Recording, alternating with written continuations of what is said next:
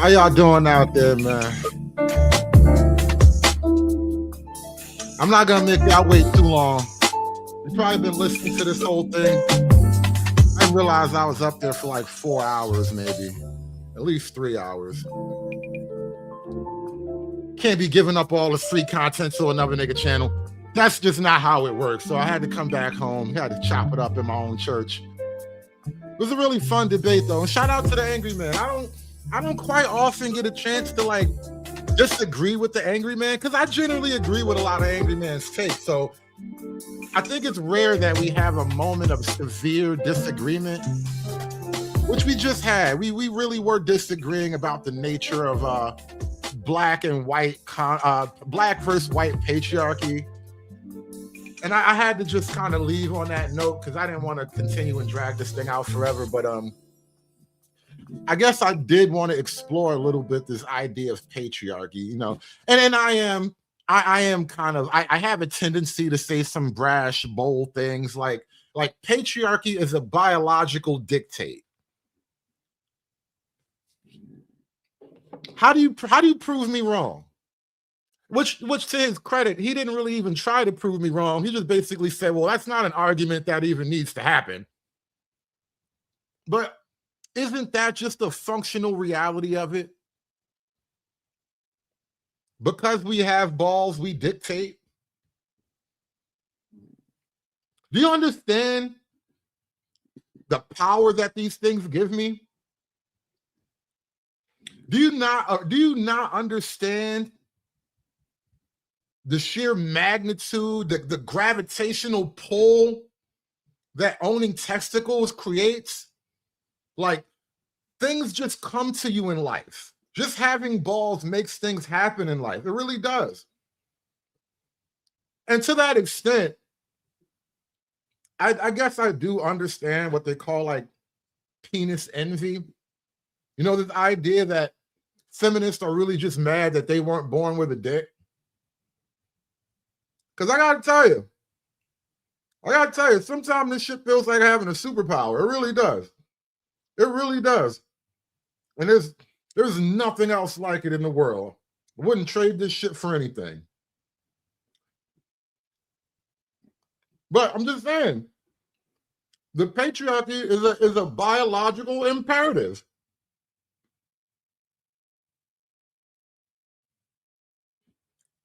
Science said that we should be in charge. Biology said that we should be running shit. God himself built and designed us for female subjugation. I know it sounds cruel, it sounds harsh, it sounds awful, whatever, when I say it like that way, but that's just the practical reality of it. We were crafted by the hands of Zeus himself to subjugate these chicks, bro. That's just the only way I can make sense of biological reality. God made me this way. I hit a woman for the first time in my life, and I'm having fun. You have to blame God for the patriarchy, all right? God made us this way. And the more I think about it, and this is something I was thinking about, having a whole other conversation with some other people. But when it comes to this gender war thing, women want men to win the gender war. Because ultimately, most women in their heart of hearts, they can't respect men that they're like better than, that they perceive themselves to be better than. So it's like, if I've defeated you, how can I now respect you? And so in order for women to get, in order for women to have the world they want, men have to defeat women in this gender war. And that's where patriarchy comes in.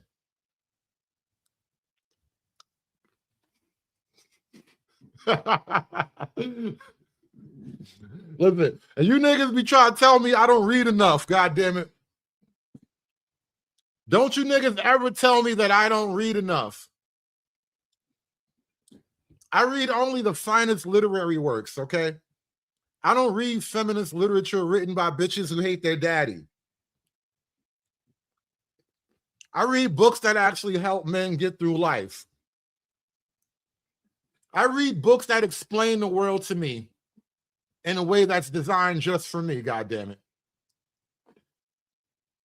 And so, anyway, like I was saying, the patriarchy is a biological dictate. Biology dictates patriarchy. How else do you explain the fact that the male of the species is universally bigger, stronger, and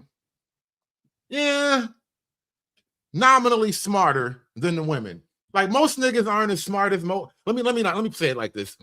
Most men aren't geniuses, but most geniuses are men. That's generally how you work that out, right? But how else do you explain that the male of the species is bigger, smarter, stronger, faster, if we weren't meant to dominate? We're made like this. We are literally built this way. We were born this way. So, and I'm over there, I'm talking to Angry Man, and I guess the contention started when he sort of like accused, quote, white patriarchy of some, some extreme, some crimes or whatever. Basically, white patriarchy owned their women a little bit too hard. That white man, he owned his woman too much. As a proud black man, I only want to own my woman like 85%, 89 when I'm feeling frisky. But that white man, he wants 99% control of his woman, and that's bad. And my position in the argument is like, why is that bad? I mean, with that 99% ownership, conquer the world. Whitey owns his woman, and Whitey's on the moon.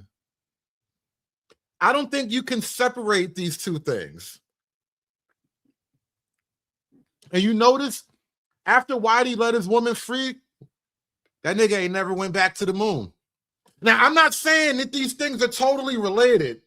I don't know the full correlation between Whitey owning his woman and Whitey being on the moon, but I know that when Whitey owned his woman, the last trip Whitey took was to the goddamn moon. You guys tell me if that's a coincidence. You guys tell me if these are just unrelated factoids that don't even need to be mentioned in the same sentence together. But last time I checked, Whitey was on the moon, and then he let his woman free, and he ain't never go back. I'm just saying, if you want to make it to the moon, maybe the path to the moon is subjugating a couple of chicks, bro. Did you ever think about it? Have you niggas even tried?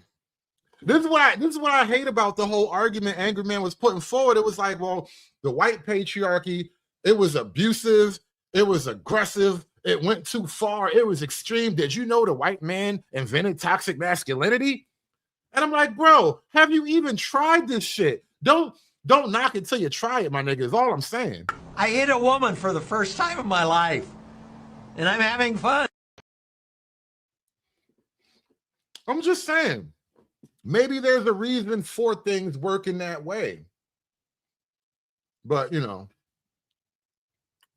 hard to explain shit to niggas. I spent a lot of hours doing some nigga explaining. So now we're back here with the audience. I'm gonna drop the link to the pan in a few minutes, y'all.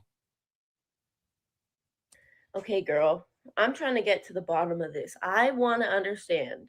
I so badly want to understand where you're coming from and understand this perspective because I just don't. I just don't get this. You know, we benefit, we as in white women benefit at least as much as if not more from the patriarchy than black men do. As white women, we have the closest proximity to white men who head the patriarchy. That is true. And you're gonna let these fat reject white bitches tell you, oh, you're a nice, good black man. Don't be mean to me like that white man. Don't call me a fat piggy like the white men did. Those are evil patriarchal men. Don't ever access that type of power. You really gonna listen to this bitch? Angry man, you really gonna listen to this bitch? I know you don't mean to listen to this bitch, bro. Maybe you just didn't realize what side you happen to find yourself on. Every now and then you gotta do a vibe check, look around, make sure you're on the right side of things. This is your team. I'm not disagreeing with that part. That's factual. White women, our proximity to white men is because of our whiteness. You know, our proximity to white men isn't because of the patriarchy, it's because of our whiteness.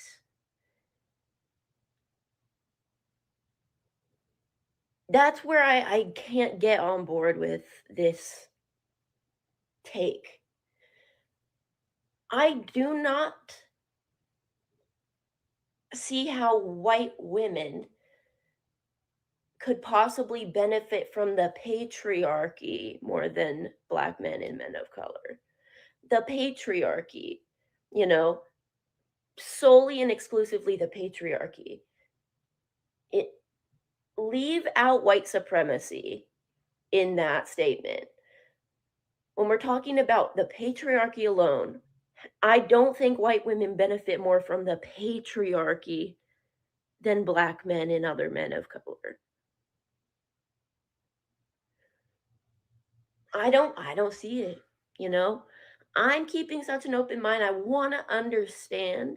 Maybe I'm slow, you know? Maybe I just need it worded differently for it to compute. She's big and fat, so there's a good chance she's also slow. Or I need like an example of white women benefiting from the patriarchy more than a black man or any man of color. I just don't think so, you know? I'm Patriarchy has always existed in various degrees in localized societies, but so have matrilineal societies. Now, and this is another point I kept bringing up to Angry Man too. Because at first it seemed like he was arguing against like the concept of patriarchy. I was really charging him with just arguing against the concept of patriarchy. And then eventually he kind of refined it down to a black specific type of patriarchy. But my whole point is that as you move to argue against patriarchy, and even if it's white patriarchy, you're arguing against the very concept of patriarchy, then you'll have no place left for you to stand. After the black man helps black women tear down white patriarchy, there'll be no argumentation left for you to stand on now. I kept bringing that point up to them. It's like they couldn't understand where I was coming from. It's like I'm reading the Bible to a bunch of Muslims and shit. Or egalitarian societies. Some have been good, some has been bad. You can't retroactively look at societies and decide if patriarchy or matrilineal societies are all good or all bad. But what we can do is look at our specific variety of patriarchy today and look how it's been used as a tool to justify colonization and the eradication of other groups and cultures. So when I say that white supremacy is the overarching disease and not patriarchy, this is why. In the current system that we live in today, if you treat for patriarchy, capitalism, racism, whatever, then you're only treating the symptoms of the disease, but the disease itself will still thrive. See, I think this is just another blind spot, maybe. Angry Man and I were kind of arguing over without necessarily pulling it all the way out to the front. They make no distinction of patriarchy. These broads make no distinction of patriarchy, white, black, otherwise. So as you're on your quest to attack and denigrate the white man's patriarchy, these women who empower you to do that are working to destroy all patriarchy. You're being set up like a Manchurian candidate. When I talk about white supremacy, I'm not talking about the ideology of race as an identity. I am talking about the machine and the system used to systematically destroy groups of people. There is a recurring pattern. And shout out to everybody who supported the panel earlier. I couldn't really respond or acknowledge any of that because I was in somebody else's studio, but I thank you all for supporting the show. This is why we're here right now. The link is dropped if you guys want to come up and talk patriarchy and niggas with me. Throughout human history that has been used to conquer and destroy people, right? Religious centralization, right? Replacing religions, localized religions with a single exclusive monotheistic God. Patriarchal structure, implementing a rigid hierarchy where women are controlled and children and so are property, right? Ethnic erasure and colonization, right? This mechanism does not require race as we know it. It requires an in-group, right? The elites, the civilized, the faithful, and an out-group, the pagans. Oh my God. You know, Shiesty Bum says, raw B, little boy, Jew hood. This is why I really move away from you niggas. Shiesty Bum, that's literally why I move away from you niggas. Because Shiesty, you know what? I just might close the door after this. We got all the guests we need right now. But hold on, give me a second, SKC. Shiesty Bum says, Rob B, little boy Jew. Now, if you were watching, Rob B got up there and said a lot of provocative stuff, had her chest poked out, talking really fly about these men and you niggas and da-da-da-da-da-da-da-da. Now, me being a civilized gentleman and such, I got no beef with Cellulite, so I have no real desire or need to treat his woman harshly, even though harsh treatment is what she deserves. But because she's owned by a man that I actually enjoy and respect that man, surely on the strength of being owned by a man, I held my tongue. And I let that woman enjoy her little feminine domain that her husband allows her to have. And because he's a man that I know and respect, I allowed that to happen. That's how civilization works, right? Because if I wanted beef with that man about how his woman acts, I could totally do that. But I see no profit and no benefit in that. So I let it go. I was bigger than that. And the thing is, that only proved my point that I was making to him. You are effectively the government of this panel, and you now put this woman in front of all these men to talk crazy behind the protection of some man. I'm always right, Shiesty, even when I'm wrong. Even when I'm talking about you, I'm always right. Welcome to the show, gentlemen, welcome to the show. We have SKC. Glad to talk to you. It's been a minute. And we got Lion 917 up here. What is going on, guys? What's going on? You cracked me up, but I was listening. I man. But no, SKC was first. I'm gonna let him go first, though. No, you go ahead.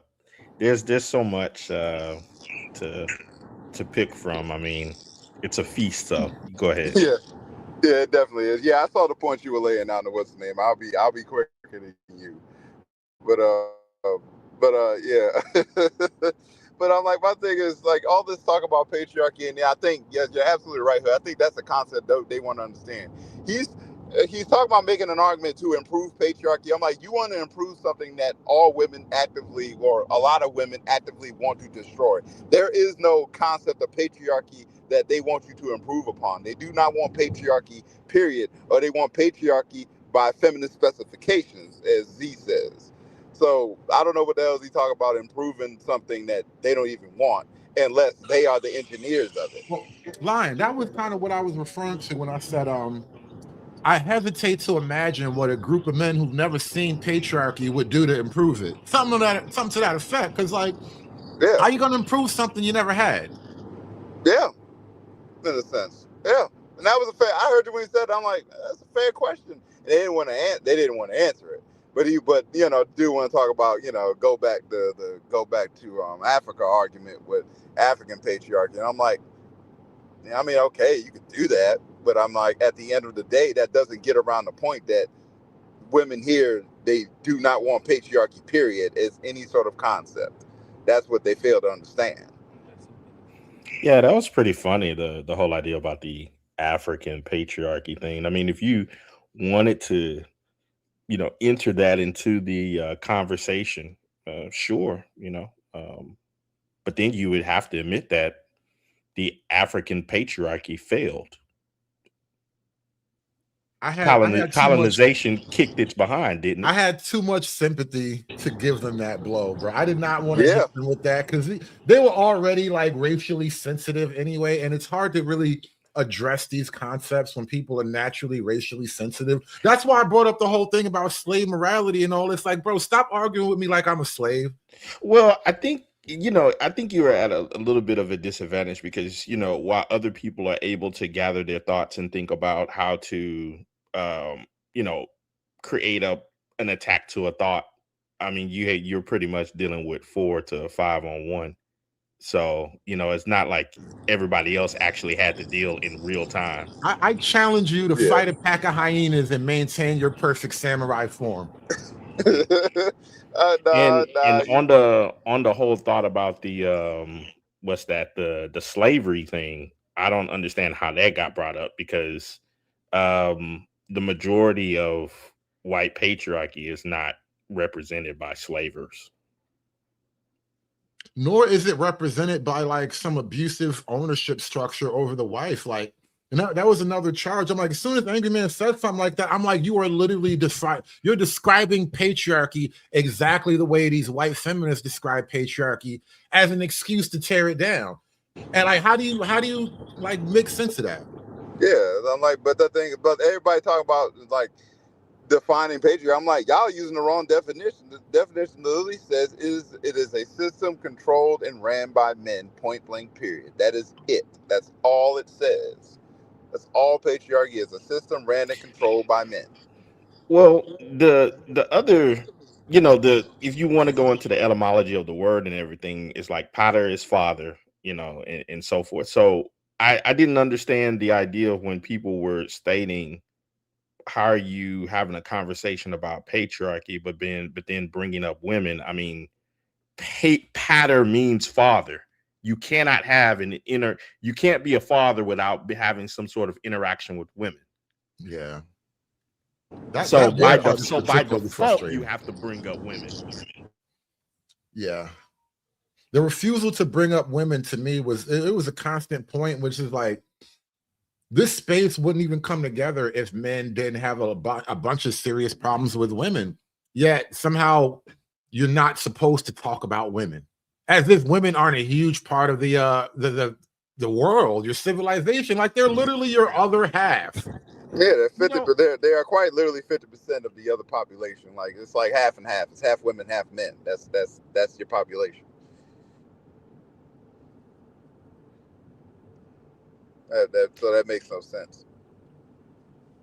I think when you were having the conversation beforehand, just a one-on-one, that idea about not bringing up women and I guess men having control set upon them, but then, you know, just let women do whatever, that is insanity. If that was to play out, a person could say, well, I'm supposed to put controls on my son, but none on my daughter. How does that even look? Like, you know what? Let's just stop for a minute because I just realized my Venmo thing just went off like 3-4 times.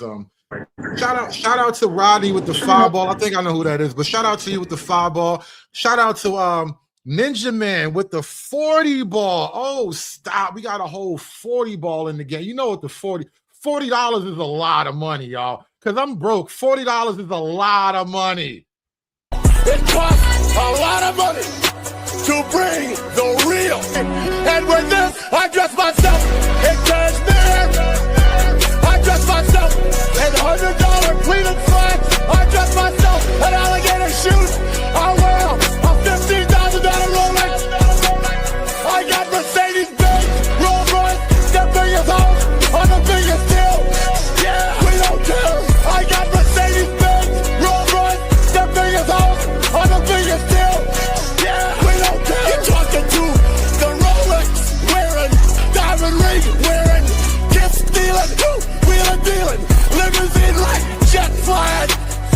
gun, son of a gun.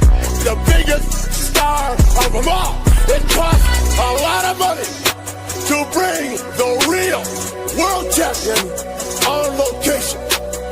Only an Army and Ricky. We do it better than everybody else. Don't wrap me up. No. You know, every time I play that drop, I got to give Ric Flair $5 and then remove the track from the show afterwards. It's crazy work. It's crazy work. That's why I don't play that all the time, man. Cost a lot of money to play that drop.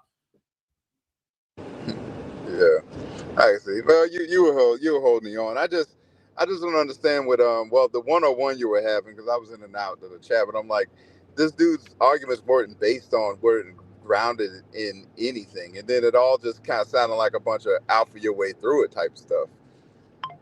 That's pretty much like, you know, what I was getting from the first dude before Sal, right? From him, yeah. I was getting that same thing, Lion, and because, you know, it just goes back to that idea of a person being able to drop their anecdotal evidences, and that is supposed to speak for the macro of millions upon millions of people. Yeah, and that's exactly what women do. That's exactly what women do. Yeah, and it's a ridiculous position to hold. Yeah, because it's like, even in the midst of our lives, you know, 70, 80, 90 years, we are not going to know 10,000 people intimately. No, we're not. So it's like a tiny drop in our experiences are a tiny drop in the bucket of a wide ocean, and to begin to try to make arguments from that perspective is just ridiculous. You know what kills me? Not to mention you're a U.S. citizen, so your experience is one experience, but you got someone on the whole other side of the world having a totally different experience, millions upon millions. You know, I kept bringing this up to him, and I kept reminding of this because I wanted him to see, at least try to make a better argument, because he kept saying, well, I don't care about this and I don't care about that. And it's like, you know, we're having this debate about trends and broader issues, and he's like, well, how do you contend with the fact that I just don't give a damn? It's like, how does that actually help any side of the argument? Because at the gist of it, with people like that, they are believing that the entire conversation centers around being able to convince them of something instead of looking at a much larger venue. Yeah, they're only looking at their piece, or they quote unquote don't care until it actually affects them. And the worst part about people like that, they don't think it ever can affect them. Well, but it's already affected them. The dude was sitting up talking about, you know, I don't give a dang about government. It's like, dude, you're living under a government. You pay taxes to a government. I didn't hear that part. I didn't hear that part. I didn't hear him say that. He actually said that? Yeah. Wow. It's like you're living under a government. You're paying taxes to a government. Your protection comes from a government, but you don't give a dang about government. It's such a asinine viewpoint.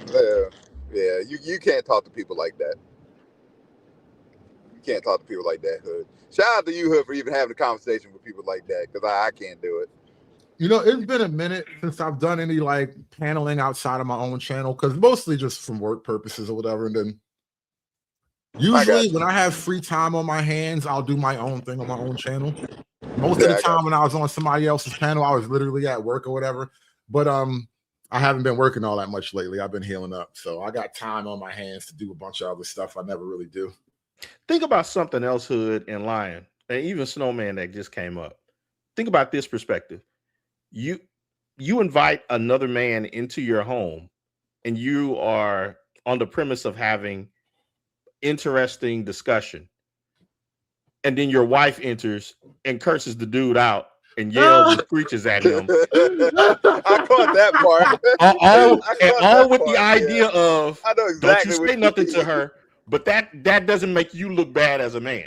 For real. I caught that part. He didn't say anything, acting like it was like that didn't happen. Yeah, I caught that. I mean, I had to call him on that at some point. Excuse me, I'm trying to munch on something here, but how is it that in one moment he literally said out of his mouth, you know, we be having these discussions about men and what men need to do, and women don't need to be in these conversations.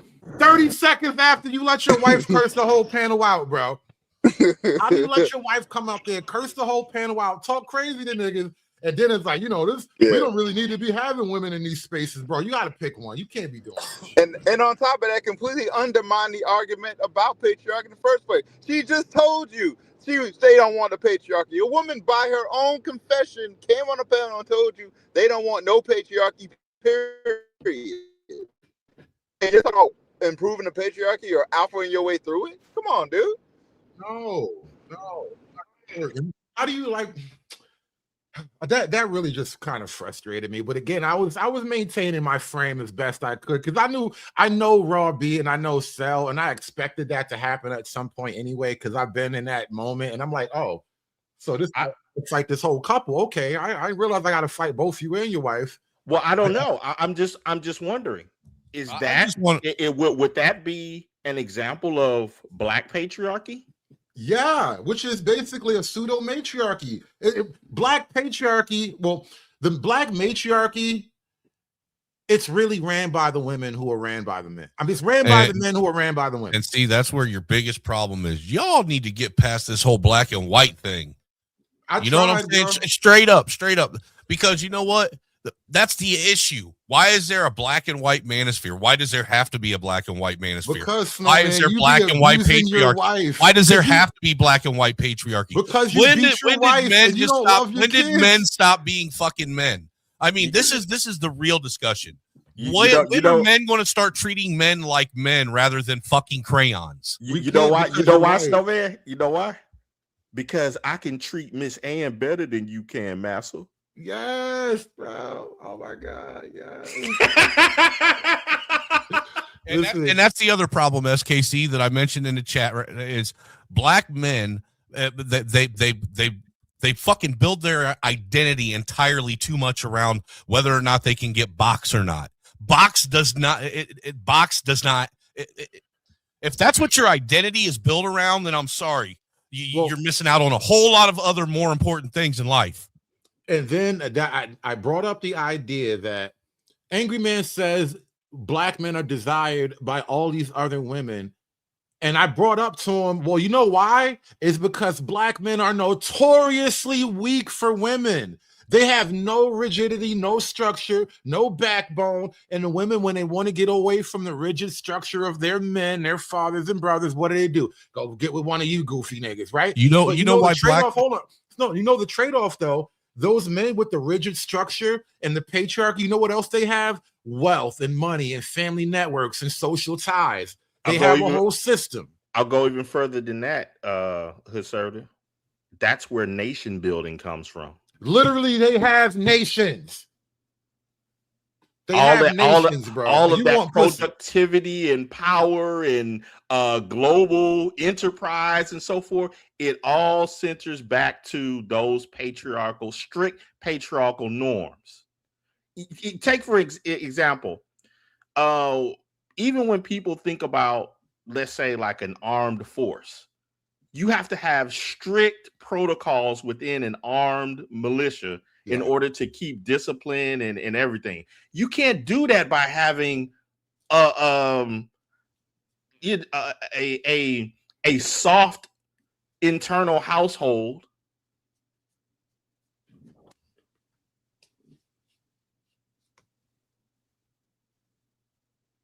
Did we lose SKC?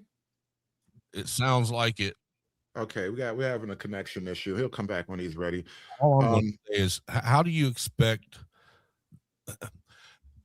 How can you sit and say that you're strong and you don't need men to raise kids, but then bitch that the men aren't around to raise kids, and then expect men to be men when they're raised by women, and then not understand why these fucking men want a matriarchy over a patriarchy when that's all, and why they focus on box when all they've ever had is a woman or multiple women in their life, just telling them that they're what's between their legs is the most important thing on the planet of fucking Earth, because nothing would be around if it wasn't for what's between their fucking legs. This is fucking crazy, dude.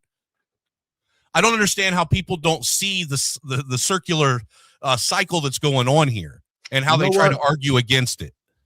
SKC mentioned Africa being conquered, being on the losing end or whatever. You know, I think it does go without saying, whether it was the Christianity or Islam, the two groups that enslaved you the hardest are the most patriarchal. Well, not even most, because I don't know. Christianity isn't anywhere near, modern Christianity definitely isn't anywhere as near as patriarchal as Islam, but once upon a time, they were probably relatively equal. There was probably a lot more parity between like how a Muslim woman act versus how a Christian woman would act. Like once upon a time, even Christian women, you know, in Europe would wear a veil or a scarf on their head or something like that, right? But the point I'm making is that whether it's Christianity or Islam, you are dominated by two extremely patriarchal forces, and you want to just totally ignore that. I'm just saying, it might be worth a look. I don't know. I think whenever you're burning people at the stake, you have people in fear and talk about witches and stuff. It's like, hey, yeah, you're doing patriarchy right. I mean, hey, by the way, sometimes we get a little crazy, don't we? By the way, I also want to point out that was fucking wild work when Angry Man tried saying that white men just beat their wives into submission. That's crazy. I'm like, bro, you sound like you're talking about Muslims. I feel like a lot of the criticisms that feminism be making, they're really talking about Muslims, but they're just not willing to say that shit because they don't want to make the white man look better. Yeah, Snowman, that was kind of crazy. Especially, I was putting in the chat the idea about the whole thing about chivalry and the idea of the gentleman. All of that comes from the quote unquote European white patriarchy. So even when people want to bring up the thought about slavery, it was this patriarchy that put in laws that codified for you not to be slaves anymore. It's like, what are you talking about? Yeah. White patriarchy lets you have your own little patriarchy. There was no black person, there was no woman that voted on anti-slave laws. They were all white men. Well, it's just like when earlier in a conversation they made the comment that all the women actually voted for, are all supported feminism and the women's right. And that's not even true historically either. If you actually look into the history of feminism, that shit had to be forced on women. Most women rejected that shit, didn't want no part of what feminism was pushing. Right. I wonder too, I brought this point up with Angry Man because black men never really experienced patriarchy. I would imagine a lot of black men would have supported feminism. Surely on the argument that, the white man was being mean to his woman and I can treat you right, Miss Ann. Well, I think you already see that with how people vote, right? Yeah, and it took some convincing. I will say it took some convincing, but I had to be made aware of the weakness of man in that particular context. It's a thing. I'm going to finish this clip real quick. The barbarians, the heathens. When I talk about white supremacy, I am talking about the colonization of ethnic groups through those systems of power, through religion, through colonialism, through patriarchy, right? This is another reason why they criticize, quote, white patriarchy, because, it's a loser's argument. It's a slave's argument. You're wrong because you won. You're wrong because you're bigger and stronger than me. You're wrong because you defeated me.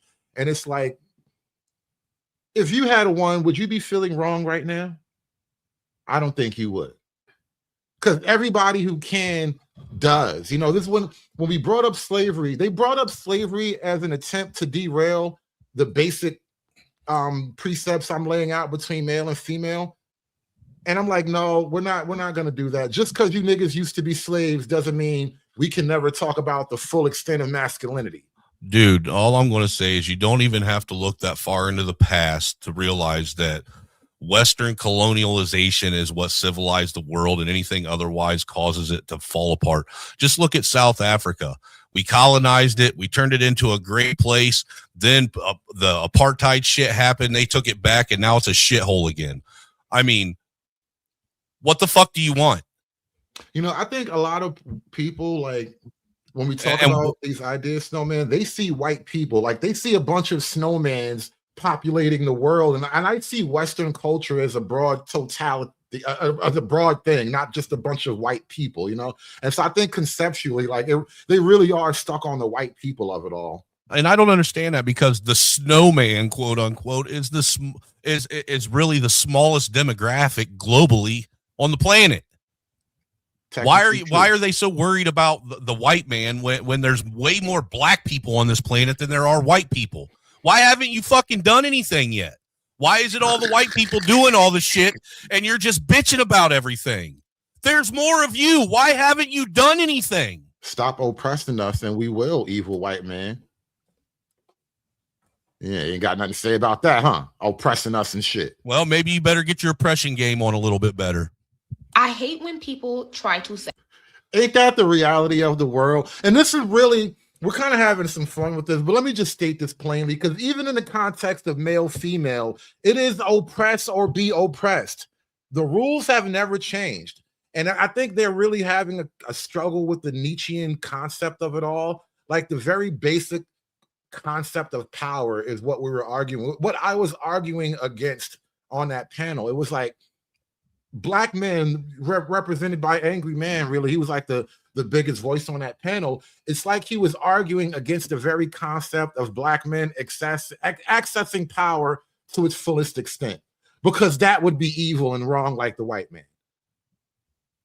I think it's a mentally handicapping position. You need not handicap yourself before you even get in the fight. Well, my question is why can't we bring up women when we're talking about men's issues if we always got to bring up white people when we're talking about black issues? Ooh. You're hitting below the belt today, man. That patriarchy comes before white supremacy.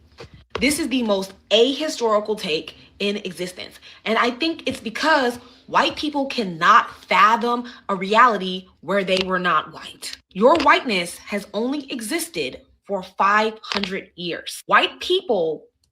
Hey, Snowman, have you ever fathomed not being white? You know, honestly, I never even thought about being white until I got on YouTube and started getting on these retarded panels. Honestly, the color of my skin never really crossed my mind. Or anyone else's for that matter. People to be colonized under white supremacy. Before you were white, you were Irish, you were Scottish, you were Gaelic, you were Celtic. And all of these groups had a pantheon of gods and goddesses. You know, one of the best parts about the modern internet is a random Keisha with $40 a weave can tell me all the details of white people. Is she just mad because all of my gods and goddesses are like thousands of years old and their gods and goddesses are only like maybe 6 decades old? You know, like Martin Luther King, Malcolm X. That's our pantheon. Yeah.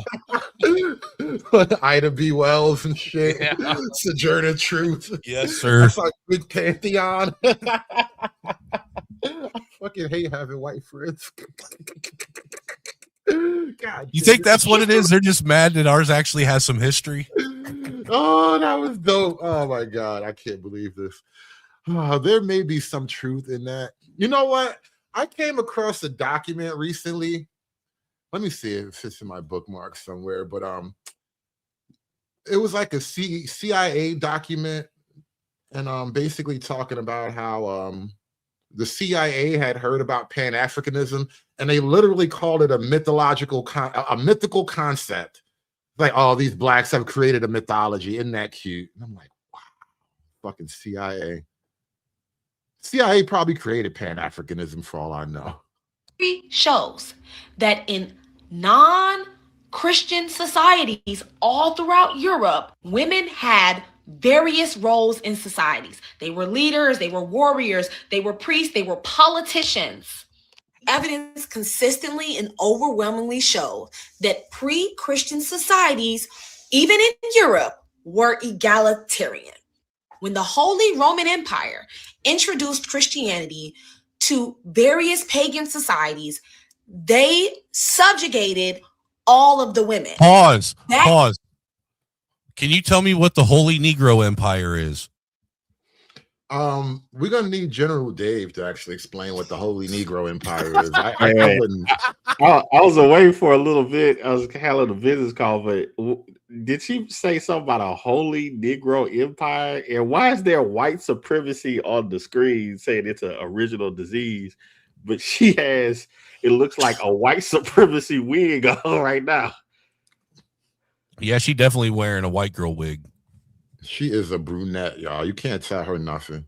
Is what introduced paternalism, white supremacy, patriarchy, Christianity, and colonialism go hand in hand. Original disease to all people, white, black, indigenous, will always be white supremacy because white people were the first colonized people. But you fail to realize that because you bit the bait, right? And the bait was conditional acceptance and certain freedoms in order to police the bottom class, which is black and indigenous people. You are so far socialized, programmed, and colonized by mind that you have forgotten that you have not always been white. You cannot even remember a reality in which you were not white. White supremacy is the original disease to all people, and that is a hill that I will gladly die on. I'm just going to say that I'm pretty sure that in my 47 years I've always been white. Well, or not at on least, Sundays. or at least what society defines as white. I mean, I don't know what she's talking about. How could I remember a day of when I wasn't white when I've never had a day when I wasn't white? When I hear white women talk about patriarchal societies, my eyes roll into the back of my head because they are the primary facilitators and beneficiaries of patriarchal society. They only speak about patriarchy and its damages when it's damaging them, and all while completely forgetting how they've benefited from that patriarchy to date. So if we're going to have conversations about patriarchy and its harms on girls and women, I think we need to also have ownership of what we have done to facilitate the creation of that kind of structure. You know, the more I think about it, the more I really try to process what's being said here, patriarchy is an irrelevant term. They really just are. Patriarchy is another stand-in term for just white culture and white people, whiteness or whatever. No. Patriarchy. They never accused the Muslims, bro. They never. Patriarchy is basically white supremacy. It's just another word for white supremacy. Basically, right. That's really what it is. It's about white supremacy. It really isn't about how the men treat the women because they never really accused the Muslims of any of this stuff. The Muslims have the most violently repressive. I just played a video of a chick getting hit in the face with rocks, bro, because she wasn't covered up. But they will never charge Islam like this. I don't remember a bunch of honor killings from, English white patriarchy. The one time it got close to that was literally the Salem witch trials, and them bitches was wilding. Like, it took a minute. You know how many people they burned at the stake before they was like, you know what, these bitches is wilding. We got to stop listening to them. I think it's fair to say like Joan of Arc could be considered an honor killing. I mean, yeah, but not by their own fathers. Right. That was a little fair. Yeah. Because patriarchy is supposed to be practiced by the father of the house. Right. Correct. But well, see, that's the problem right there. Then SKC, how can any community even attempt to understand what patriarchy is if they have no fathers leading the home? Well, that's the other part of the conversation that I didn't want to do like a super hard jab from the chat, but I think part of the issue of that conversation being had within Black America is that you have a bunch of people who have really no skin in the game.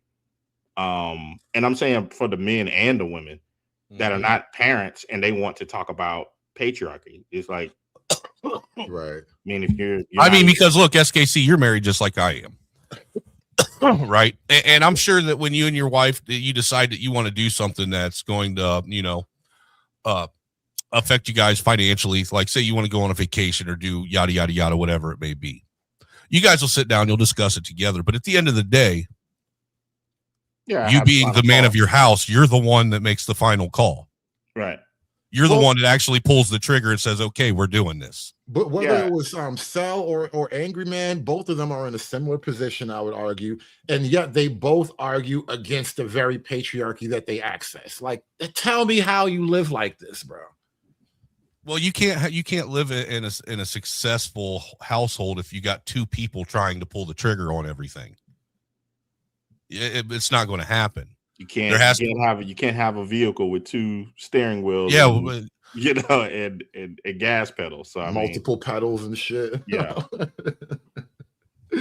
No, but there's the hypocrisy that I just couldn't get away. And again, it came up on a panel, and I think I just said this before, and I'll say it again. When Raw B got up there and was saying that she don't run shit in her house. She put everything in her man's hands. She trusts him to handle things or whatever. And honestly, I would imagine every relationship has like realms of activity. There's things that he would trust her to do, and she'll just report back on how things went or whatever. But that's the order. There's an order to it. There's structure and order. And so you living in that structure and order because you have a man who loves you and he wants to provide that for you. How do you now say that the majority of men through history, they just wanted to abuse and enslave women? Well, that's because, you know, they're viewing the quote unquote white man through that slavery lens, you know, even though the majority of white men did not have slaves. And I think in ways I agreed with Angry Man when he stated that feminism is pretty pervasive and it has affected the minds of many people and how they view things and so forth.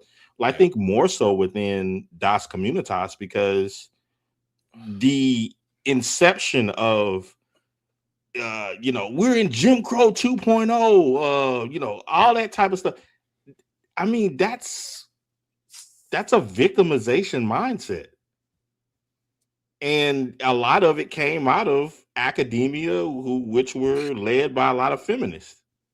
Yeah, to sit and say in 2026 rather now that the white man is the sole arbiter of all things of power and control in this country is absolutely absurd. Were you listening, Snowman? Yes. The whole debacle, well, I don't know how much, but let me say this part. The whole debacle really started to take shape when Raw B was arguing with Set Media. And it's funny as hell because I actually stepped away from the panel because I can't smoke inside no more. So I went outside to smoke for a minute, and I'm listening to Raw B talk about the 60s and the wait, hold on, pause. How you gonna let someone tell you can't smoke in your own house, Mr. Patriarchy? Health. You got to make decisions for health rules. Okay, fair enough. But no. I was watching Raw. I'm listening to Raw B argue with Set about Black America today is somehow worse off than we were in the civil rights era, which would be like the 60s and the 50s or whatever. And it's like, how do you actually make that argument? And then say, well, no, that's just these niggas. Me, I'm doing good. Like Raw B's like, nah, I'm bad, bitch. I'm doing great. But the rest of niggas is struggling. Y'all pathetic. And I'm just like, well, which one is it?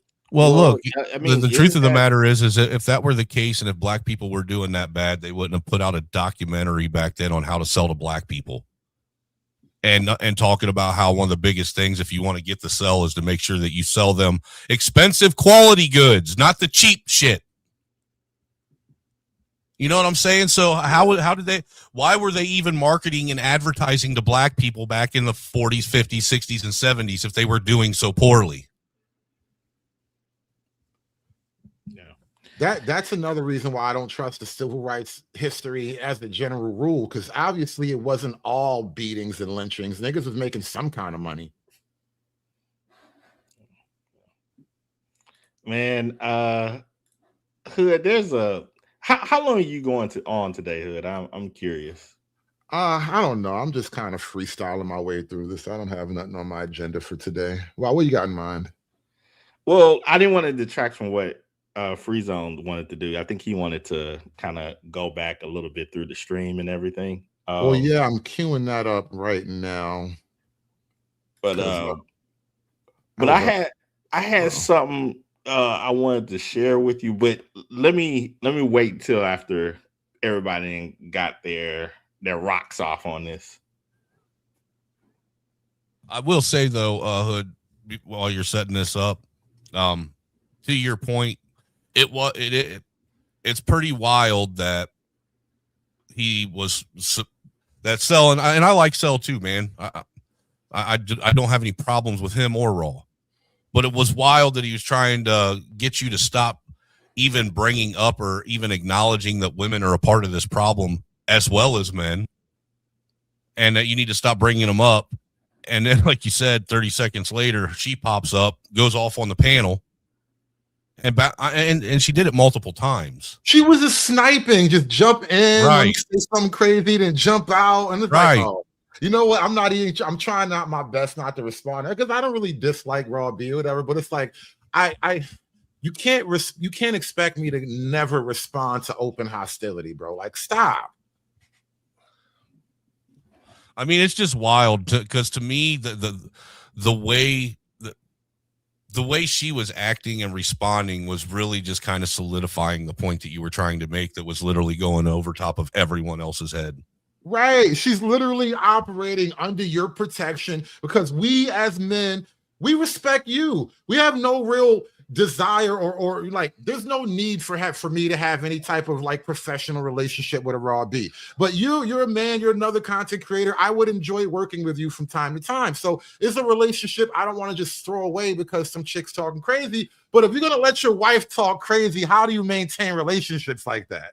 Like I don't know. Like I said, well, look, dude, I'll tell you what. A hard time with civilizational fine points. I would have never been okay with that. Me as a content creator and married, I wouldn't have been okay with my wife getting up and doing that. I would have kicked her off the fucking panel as soon as she started running her mouth. You remember in times of old Snowman, where in that harsh, rigid, patriarchal structure, where men would enter into a room, and even if they had wives or significant others, those women weren't allowed to come in and just have conversation. They had to go into another room and have women talk and all of that. That's how it was when I was a kid growing up, going to my grandparents for the holidays. You got the tail end of that. I've never seen that in my Black life. Oh yeah, dude. The women would always go in the living room. The men would sit, or they'd either be in the living room or in the kitchen cooking. And all the men would either be in the den playing pool and drinking or out in the garage. As a Black man, I have never seen a group of Black women cede the room so the men can do business. I've never seen saw women that? cede the room so the men can really. Oh man, dude, I grew up. Dude, my uncle had a campgrounds, and that's how it was at his campgrounds too.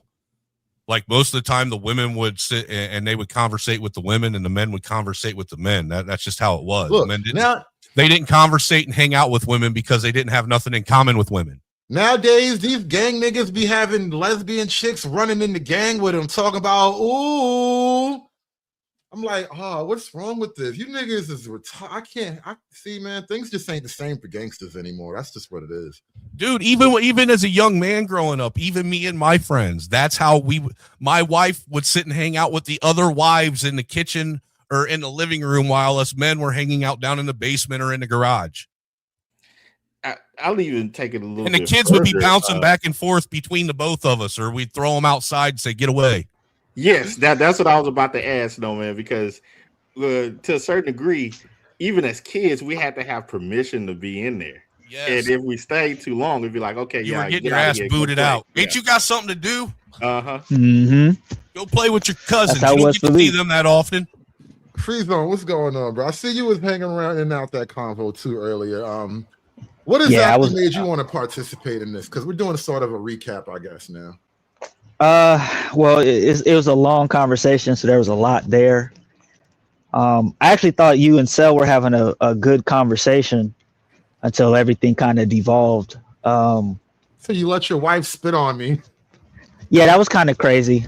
Yeah, and then I did notice too that they would say that you were wrong only to repeat what you said like 5-10 minutes later. Yeah, bro. And then just kind of move on. It happened like 4 or 5 times. I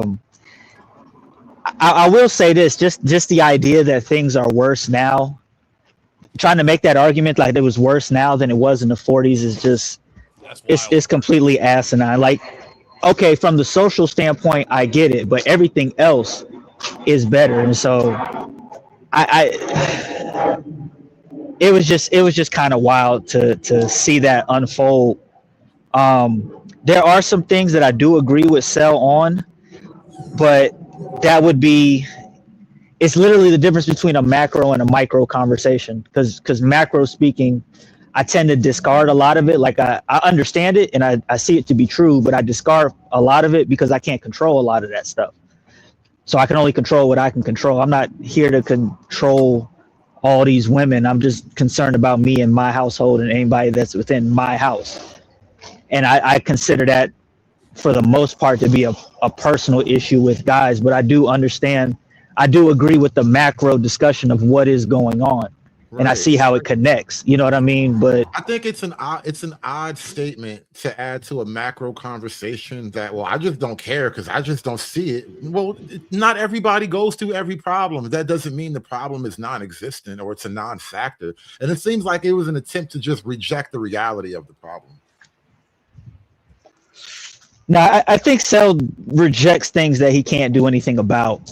Because it's like if my chick is in line, but your chick is acting up, I can't get your chick in line. You know what I mean? Like that's not necessarily the purpose. And I think it's a myopic way of thinking that only allows for one kind of conversation, which is pretty much the micro conversation. You know, another part of that free zone that I thought was odd about the entire conversation. Again, we're talking patriarchy. Patriarchy is mainly about the father. A lot of things in feminism was not against, quote unquote, just the man. It was against, I don't want to follow the protocols of dad knows best. I don't want to go with the whole schema of, no, I need to get with my dad and he needs to vet the person that I'm with, and then he's gonna walk me down the aisle, and my mother listens to my father, he has the last say in this and that. And so, but people kept going directly to a box. And yeah. I'm like, man, like your whole viewpoint and scheme on that is it's off. Yeah. That's what happens when identity is built around box. Yeah. I think a lot of people don't want that patriarchy aspect back, or to whatever degree that they want it. They don't want patriarchy, because if patriarchy came back, that automatically raises the standard for everybody. And I don't think, like, if people are failing or not even competing on this low standard, I don't see them succeeding with that high standard. Like, yes, the bar will be raised for women, but the bar will be raised for men too.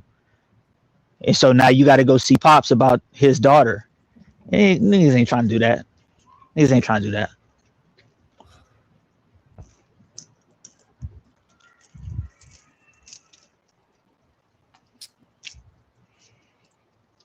So yeah, I don't even see dudes creating that. Like, I understood what Angry Man was stating about being able to alter or improve patriarchy in various ways according to one's household and all of that. You know, that's done. People do that all the time. But I don't see people who basically are pairing with people who basically hate the patriarchal structure because it's associated with white people being able to build something that would be able to compete with it on a global scale. It's like, no, I don't see that happening. Well, the thing about white patriarchy is it's actually one of the softer patriarchies if we're talking about brutality and harshness, and I guess the conversation was about abuse. Man, you go across, bro, the Middle East, Asia, Africa. It was just weird to throw out recommendations of other patriarchies that are even more brutal and more harsh than white patriarchy. Well, that's what I was saying. Free zone. The patriarchy that they're in, they're complaining about this patriarchy, which, you know, had chivalry, and then the gentleman, and codified laws that was against slavery and stuff. And I'm like, what are you talking about?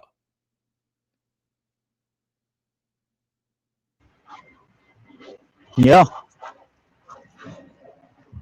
It was just the all that is the like I said the other day, man, I'm really starting to buy into Hood's race kink theory that he has, because there's a lot of people out here that I think that they have a kink for racism now. Well, they don't have an identity without it, right? I mean, think about it.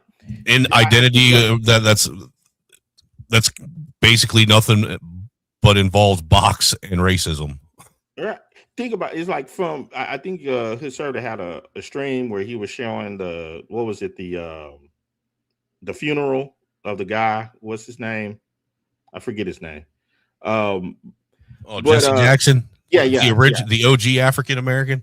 Yeah, and everybody up there was doing their whole racial thing. All of those people, what merits would they really have if they didn't have something about racism to talk about? Nothing. Except for Obama. I mean, even they had the Stevie Wonder up there and everything. Even within Black America itself, they do not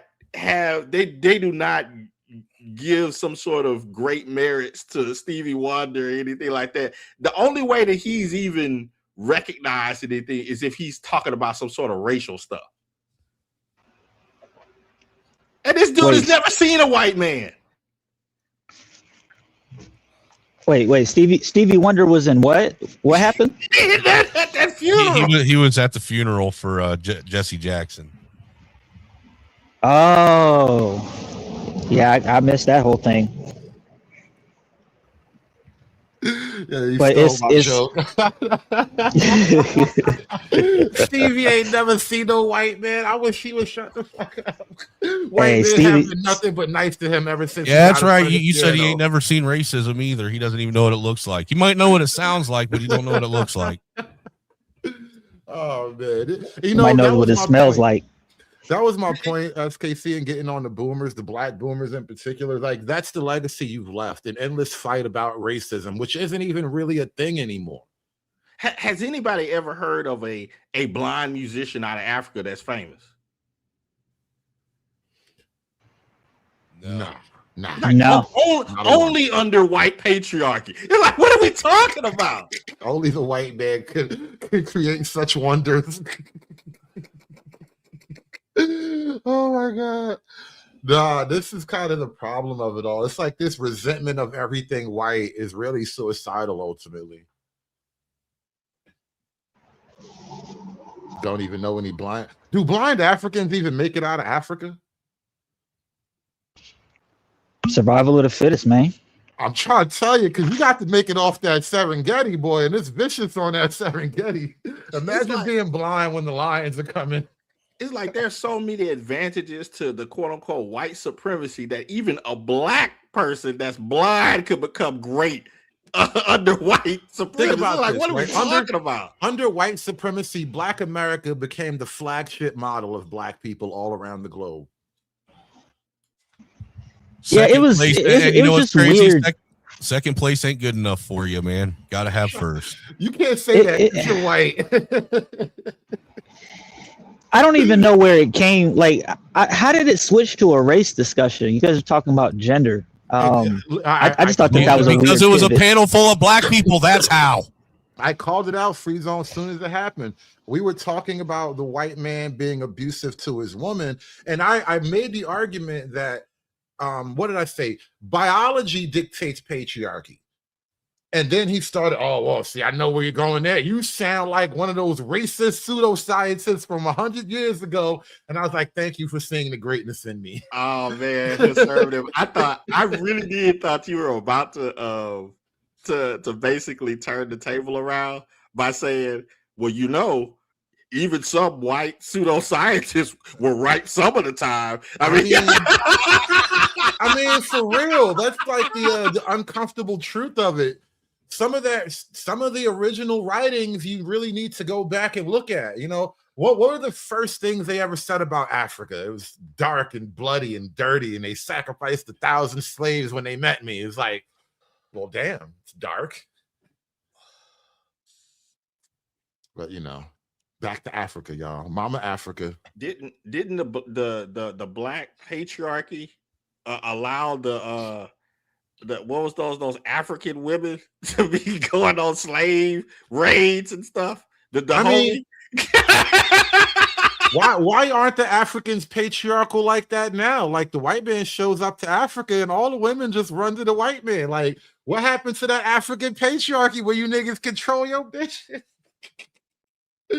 All I'm saying, like, look, when they went to the desert, you probably had to sneak to a brothel. You couldn't just bag you a chick walking down, you know, Baghdad, Malcolm X Boulevard in Iraq. You know what I'm saying? Like it was different. You know, another thing too, even with Muslims, I noticed this about Muslims in New York City, right? Occasionally, and even this might depend on like the type of Arab or whatever, the nationality or whatever. But occasionally you will see one of the Arab women working the register or something like that in one of the Arab stores. Unless you're literally in the Arab neighborhood, you almost never see them just out and about. Like alone, I mean. That's true. I'm just saying, you know, because you know what I realized? You know what? You're right, because even like when I see them in the grocery store, like Sam's or fucking Costco or something like that, there's always like three or four. Right? There's always 3 or 4 or 5 of them together with a bunch of kids. Yeah, they're never just out alone. You know something, Hood? I don't think that I've come across like going to a restaurant or anything and seen a bunch of Muslim women, you know, just being ultra loud and sitting amongst themselves within just a group of women and so forth. I don't think I've ever seen that. And the reason why I bring that up is one, like they kind of talk crazy about the quote white man's patriarchy, which, you know, like, I really think you're talking about Muslim patriarchy and you just don't have the balls to call it out. And then 2, I think when they go back to the so-called African patriarchy, I don't think Africa was ever as patriarchal as you like to claim. I think you must be capping about that shit. You know who others women are predominantly like that too? Just small-hatted people. Ooh. Well, that's another thing, you know. I'm just saying you don't ever see them out by themselves. Yeah, that's a whole other thing, but very similar in that though. Very, very similar in that you don't really see them out alone. Same way with the Amish too. Shit. Yeah, but again, there's practical structural reasons for that. And a part of it is to keep there's always eyes on the women, and the women can never really go too far because you got all these kids in tow. Like there's practical reasons for the so-called structure and what they call abuse, other people call order. And this is what I struggle with, especially like having these like black coded conversations where it's like, I think we're just reflexively looking at all these other orders and calling it abuse because you used to be a slave and your mama told you how bad it was. But you didn't actually used to be a slave, sir. Right. And your mama full of shit. Right. But this is what it feels like I keep running up against, especially when like they keep racially coding things that aren't particularly racially coded. Like patriarchy need not be racially coded. But here's the kicker. What if it is?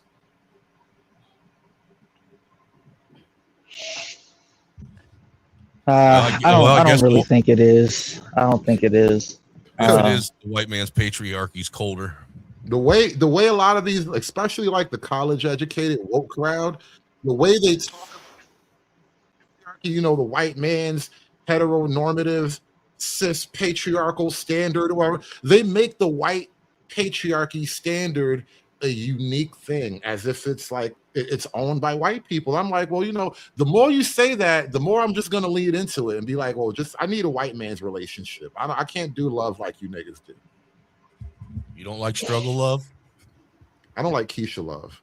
I don't like struggle love? I can struggle with Keisha. Shit, at this point, I'd rather take the Asian love. Right. While you playing. Yeah, Ling Ling struggle hard. Ling Ling struggle hard. Yeah. White folks is cooked. They don't let too much go. Yeah, I give you that. I give you that. So.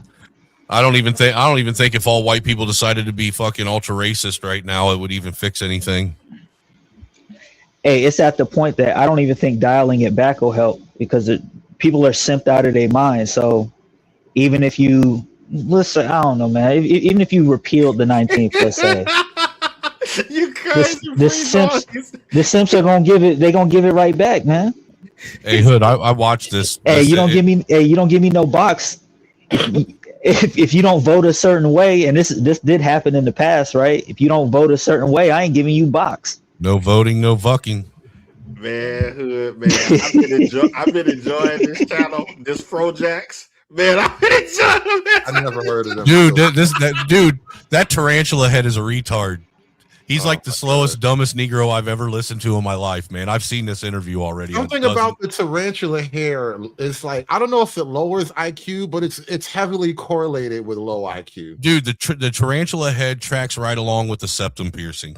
It does, man. What do you think the quality of life would be for black people if white people never interfered with them? Would they be better off? Hell yeah! Do you know what we was building pyramids? But how's it going? What did you want to debate about?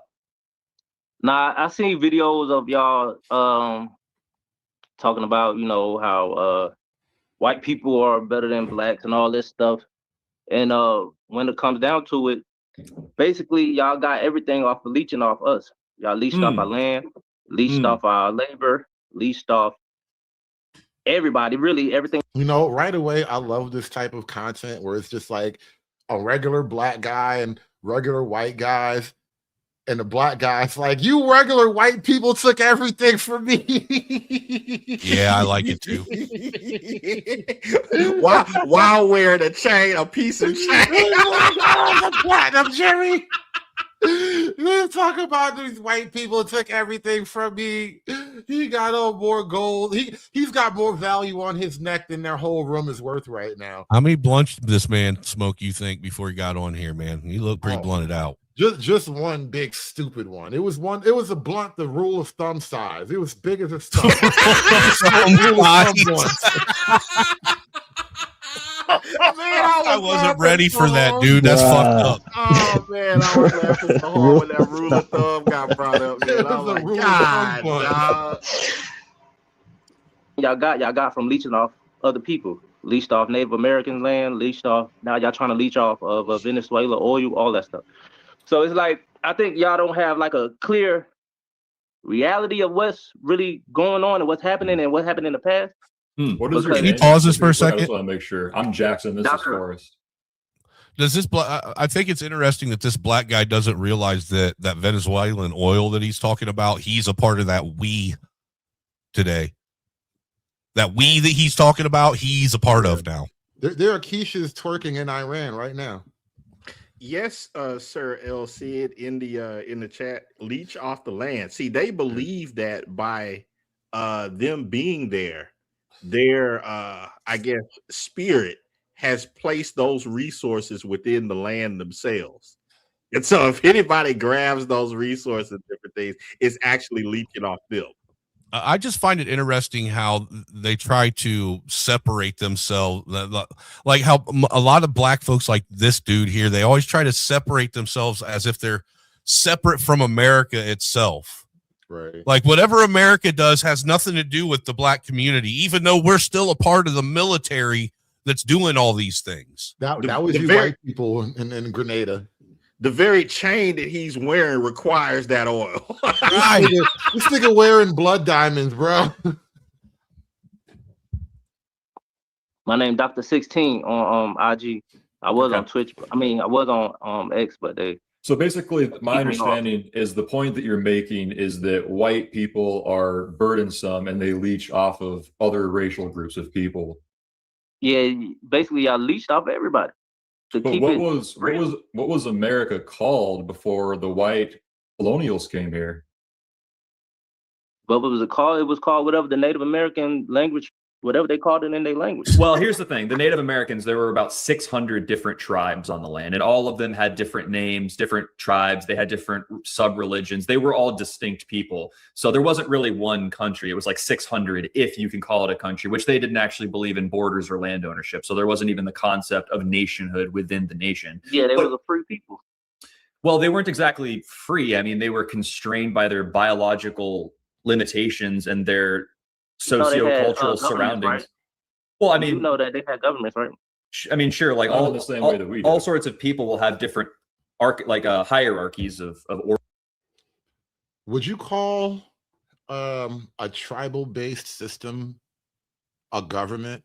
When you, especially considering you come from a sophisticated government where you have representatives, you know, dukes, duchies, royalty, members of the court, you have a whole mercantile class. Like, I guess it depends on if you're going to call your family structure a government. Well, that's really what you're talking about, right? A tribal system is way closer to a family structure than what we have in a modern government. Yeah, no, I don't think so at all. And I think this is what happens when people try to make false comparisons and flatten things. I mean, you get to the point to where the police are just like gangs, stuff like that, you know. Yeah, you know, we soldiers and shit. No limit soldiers. Order and power structures, but they do manifest differently. But when you say we leached off of black people, like, be specific. Like, what exactly did we leech off of black people? Like, you leached off our natural resources, meaning our gold, our diamonds, countless stuff that we had over there. You leached off our knowledge. Well, let me take you back to the beginning. Oh, here we You leached off our knowledge. We created religion, civilization. Ladies and gentlemen, this is what we often refer to as the Negro moonwalk through history. We begin again with the pyramids. We had over there, you leached off our knowledge. Well, let me take you back to the beginning. You leached off our knowledge. We created religion, civilization, all that stuff. The first civilization on this earth was on the Nile River, the bottom of the Nile River. They traveled up onto Saudi Arabia, whatever, and then they were the first ones. Saudi Arabia from the Nile River. That's why they get credit for being the first civilization. We went from the Nile River and then hopped off and bam, Saudi Arabia. Genius level, nigga. Wow. You know, black folk really struggle with geography as well as history. I'm telling you, Hood, I would love to see this experiment done. If someone was to get on a panel with somebody, like take for instance the panel that you were on, and just say, do me a favor, start from year 0 and work up to 2026 and let's build a timeline of famous events. I don't think a lot of black people can do. You know, it's so funny, SKC. This is why I enjoy talking to you, because for some reason we stumble on the same concepts. Like, I have been working on a quote theory of everything, because like in my mind, I like to try to conceptualize the totality of the world and of existence to my individual finite capacity. And I wonder, you know, am I alone in that shit? Like, how many people do have a theory of everything? I don't know. A theory of everything. Like, have you actually tried to like conceptualize, you know, how it all started, how it, you know, some of the major things to get us to where we are now? Like, I think, you know, there arguably is a concise story to be told if you knew all the parts. My shortened version is 42. What was that movie, The Hitchhiker's Guide? Yeah. I would say that the more that I look into that, Hood, the more that I realize it's just a circular thing that happens throughout history. Like, a lot of certain instances we've been here before. It was just a different revolution, you know, the whole fourth turning aspect. So yeah, I think it just repeats. Well, even that is a theory of a sort. A Fibonacci sequence is another way to describe what you just talked about. But yeah, that's still a theory of sorts. Yeah, as a matter of fact, just biblically speaking, the Bible is literally a guide that demonstrates that entire fact. Snowman, you're about to say something? Just that I agree. I think that things happen over and over again. There's certain events that are just reoccurring that we can't get around. Yeah, I would tend to agree in the sense that the human species, we kind of are what we are. So we just might be locked into some type of infinite cycle of birth and destruction and whatnot. But I mean, think about it. If you think about it, you know, what if 100,000 years ago, before the extinction of, you know, man, it was tall and short people that were arguing and discriminatory against each other. Now this time around, it's black and white. There were giants in the earth of them days. You know what we did to the giants, right? It was like it was the giant. What do the Greeks call it? Gigantomachy or something, like the war against the giants. But yeah, it was something like that probably too at one point. But Miss Cantrell says, this feels outmatched. And you know what I was thinking when you typed that up? This is giving Tariq Nasheed versus Jared Taylor vibes right away. I'm feeling the Jared Taylorness of these two guys, and he is giving deep Tariq vibes. 400 years versus 200,000 years. It's the whole, like, it's cries of the powerless, bro. It's you're wrong for winning in a game of conquering.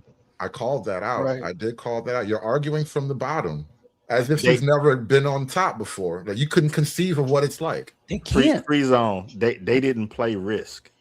I never played Risk either, by the way. Freeman's Journal, welcome to the show, bro. I want to get you in this before we move on to the clip. What's going on? Oh man, everything good. I just tuned back in. But yeah, why are dudes on the right attracted to this conversation? Like, how do you keep getting this whole thing? You know? What do you mean? And like walk me through this a little bit more. I mean, the dude on. Listen, I just tuned in, but I'm already knowing. Oh, you're asking about him? Him on the right. Okay. By Miss Cantrell's observation, right? That I kind of know how this is already going to go, or how it's already going. But my question would be, why are they attracted to this interaction? Right? Why is Jared? But not just the dude on the right. Why is a Jared Taylor type attracted to this interaction? I think that's like obvious. Like you can say it's confirmation bias, right? No. But the flip side of this, hold on, let me go somewhere. The flip side to this is Thomas Sowell exists, right? Mm-hmm. Thomas Sowell exists, right? There are other black people to have this type of conversation with, but those conversations don't seem to be had.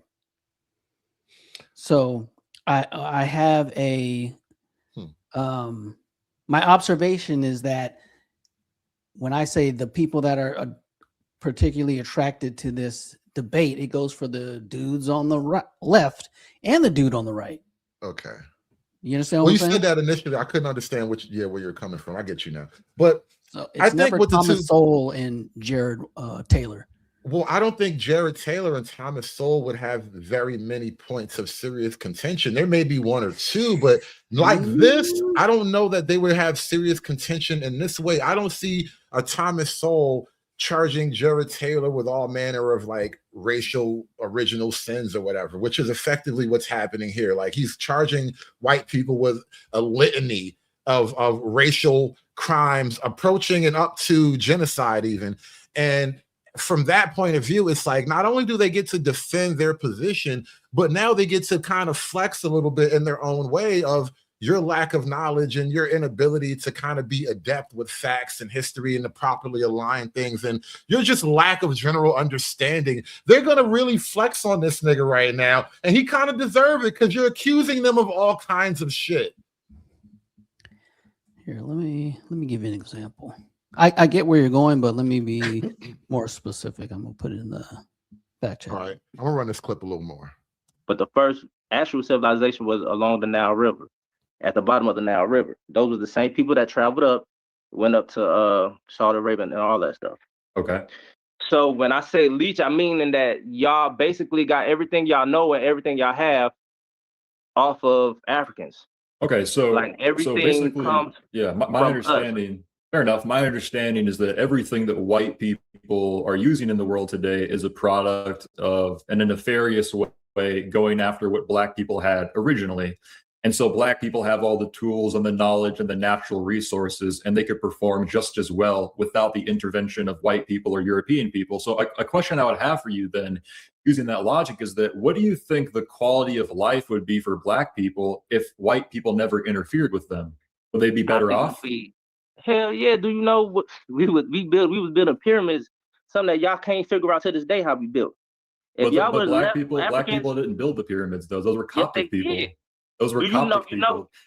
You said they were who? Coptic. Those they're were, North African. They're Semitic Arabs. Those were Coptic people. They're Caucasoid. So listen to what I'm saying. Go ahead. So before the Arab invasion of between the white man just BC, stole his pyramid. You hear how smoothly he just stole his pyramid? Those were Caucasoids.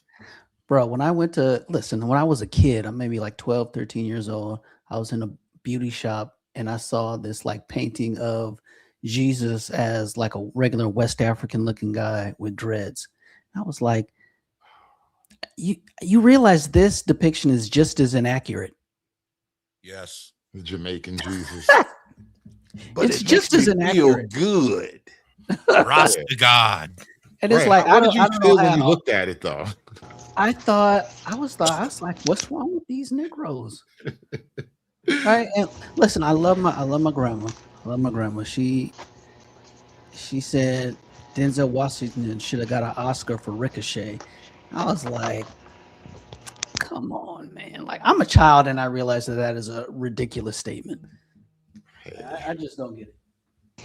Those were Coptic people. I get what he's saying. I think this guy's. I think the correction is off too. He's talking about the Coptic people. They weren't Semitic Arabs. Like they were pre-Islamic Egyptians. I don't know where he got that from, but interesting to see where this goes. I'm already seeing some issues on both sides, but that's besides the point. I mean, Semitic is a people group unto itself, but I'm curious why he described it as that. I've never heard it described like that either. But they're Semitic Arabs. Those were Coptic people. They're Caucasoid. So listen to what I'm saying.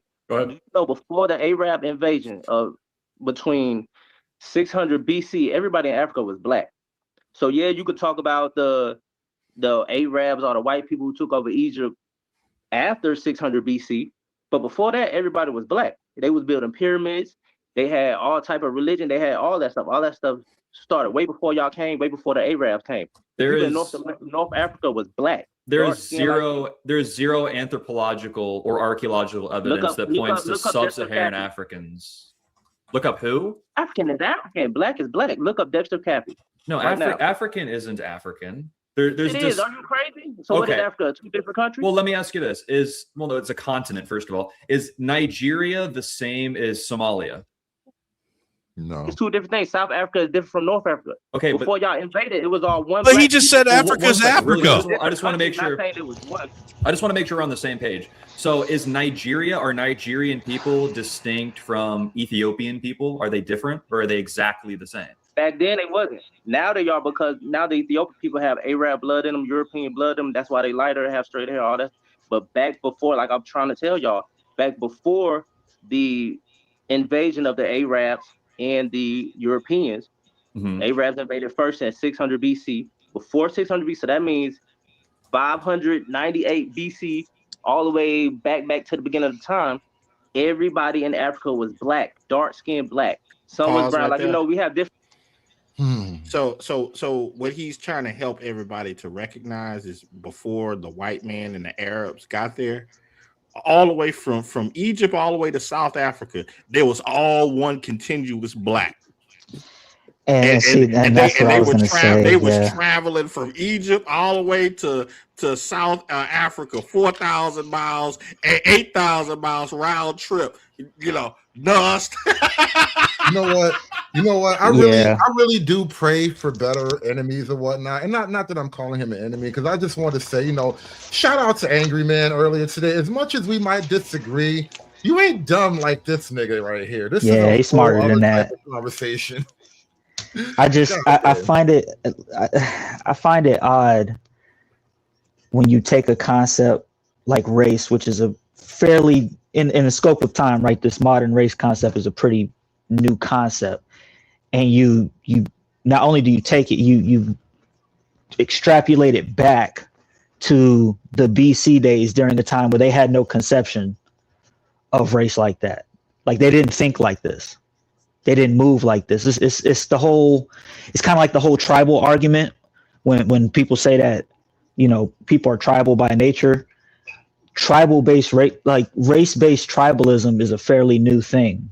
Right. It wasn't always a thing like that. It was a cultural thing. It was your group, your people. Well, actually, race wasn't that part. Back then, it more so was about your God versus their God. Mm-hmm. That's what it was about. If my army wins, then my God is the real God. Yeah, type pretty shit. much. I think another thing that kills me about these conversations is they'll take something that is maybe factually true but historically insignificant and then be like, we was all doing this shit. You know, sort of like the Black Samurai, right?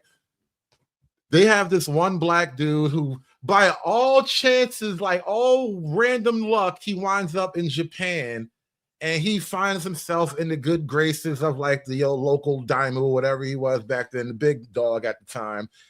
And now is black people we was samurais too. It was like, no, one nigga who happened to be low-key a slave washed up in Japan and he just happened to have motion. But because one nigga happened to have motion, all you niggas think you was samurais now. Like shit like that just irks the hell out of me. Well, I think I think a lot of it comes from people having a severe surface knowledge on just a few topics and never having the interest of being able to delve deeper into those, because once you delve deeper into one particular subject, you'll see how they're interconnected with other things and how difficult it is to get from one thing to the next. We've talked about it before with how technology and progress was a slow effort that happened over time, and that, you know, you just didn't, oh, we want to, you know, sail to this other country and so forth. No, you had to have a culture of that built up to that. There would be artifacts of various other things about, you know, building ships and fishing and metallurgy, the whole nine, before you would go into deep, you know, blue sea ocean. And so I think, again, it's just people, they take things for granted with a bunch of surface knowledge. Well, they don't. Okay, so I agree with what you said. I think the context is the surface and deep knowledge isn't a concept that's understood, right? You can't explain it as like surface knowledge. It's like I put in the chat, it's like math, right? It's like fractions. If you don't understand fractions, there's a lot of other stuff that you are simply cannot grasp mathematically. Agreed. Right? But you can still add 2 + 2. Right? But you'll never understand why 50 divided by a half equals 100. Right. You'll never understand. Right? That is a concept that is beyond you. So when you say it's like, oh, it's surface level knowledge, it's like layered knowledge is not something some people have the capacity to understand. This reminds me of that conversation we had FKC about African time and African philosophy and whatnot, and how certain linguistic terms were just missing from entire lexicons. Therefore, the mental, the abstract concept of it wasn't in the lexicon either. So if you don't have a word for it, it means your people have never even thought of it. And just that restriction kind of, you couldn't even imagine what limits you have now because you haven't even imagined it. Like you can't imagine what you literally haven't. It's that type of problem. Yeah, it's one of those. Not only have you not thought of the concept, you've not even asked the questions that lead up to that concept. Right. Well, how can you ask the questions if you don't even have the vocabulary to get you there? Then that goes to the whole thing about, you know, written language. I mean, that's how you propel a lot of technology, because you don't have to. God, dog, it goes right back to the whole angry man conversation with the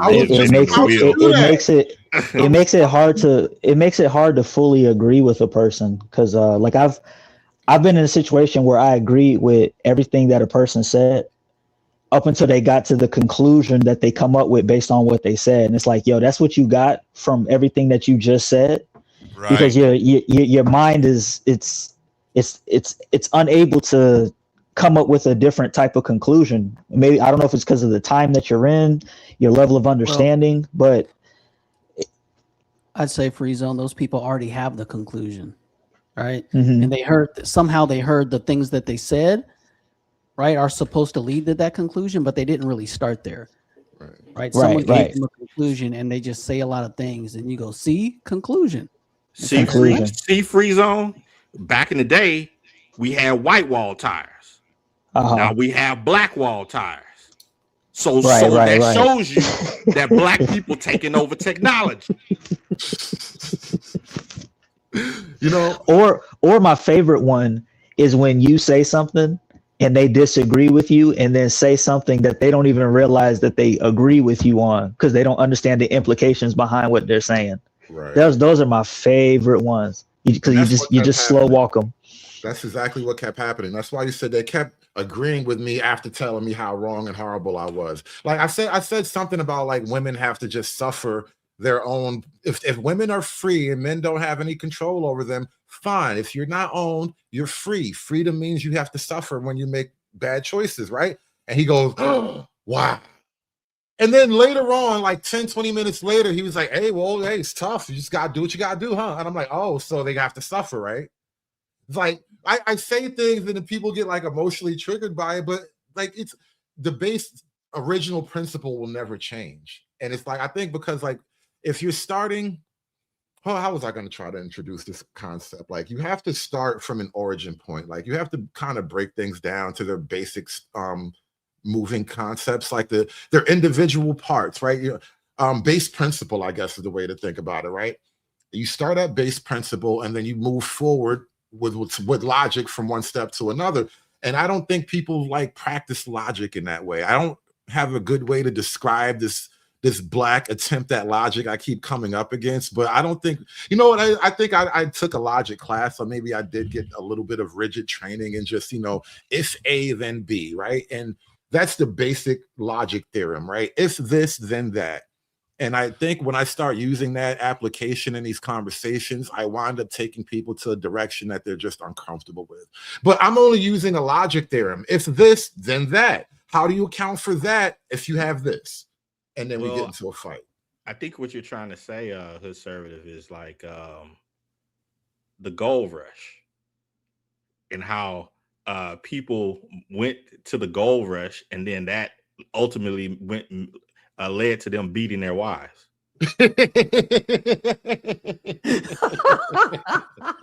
Well, you know how us wet gold though. You know us whiteys, we don't like it when women take our gold from us. Oh my god! And that's what I mean. And it goes back to the whole thing about percentages are not real numbers, because because I mean, okay, in the whole gold rush thing, I'm thinking in my head because I'm like huge Jack Londonite in that entire era. About 300,000 people went out west for the gold rush. That was like a tiny fraction of the entire population of the United States at that time. Right. And yet you're trying to use the this vast very majority tiny of them percentage of the population and trying to make a point on all of the patriarchy, just like slavery. Right. Actually, most of the wagon trains that went out west for the gold rush on the Oregon Trail didn't even make it. Yeah. That's another thing. That's why I said most of those men, you're accusing those men of just straight abandoning their wives at the same time. And I'm like, you realize dudes literally went off and died trying to feed their families, and we have just give no thought to that. Like, just F those guys. Never happened, huh?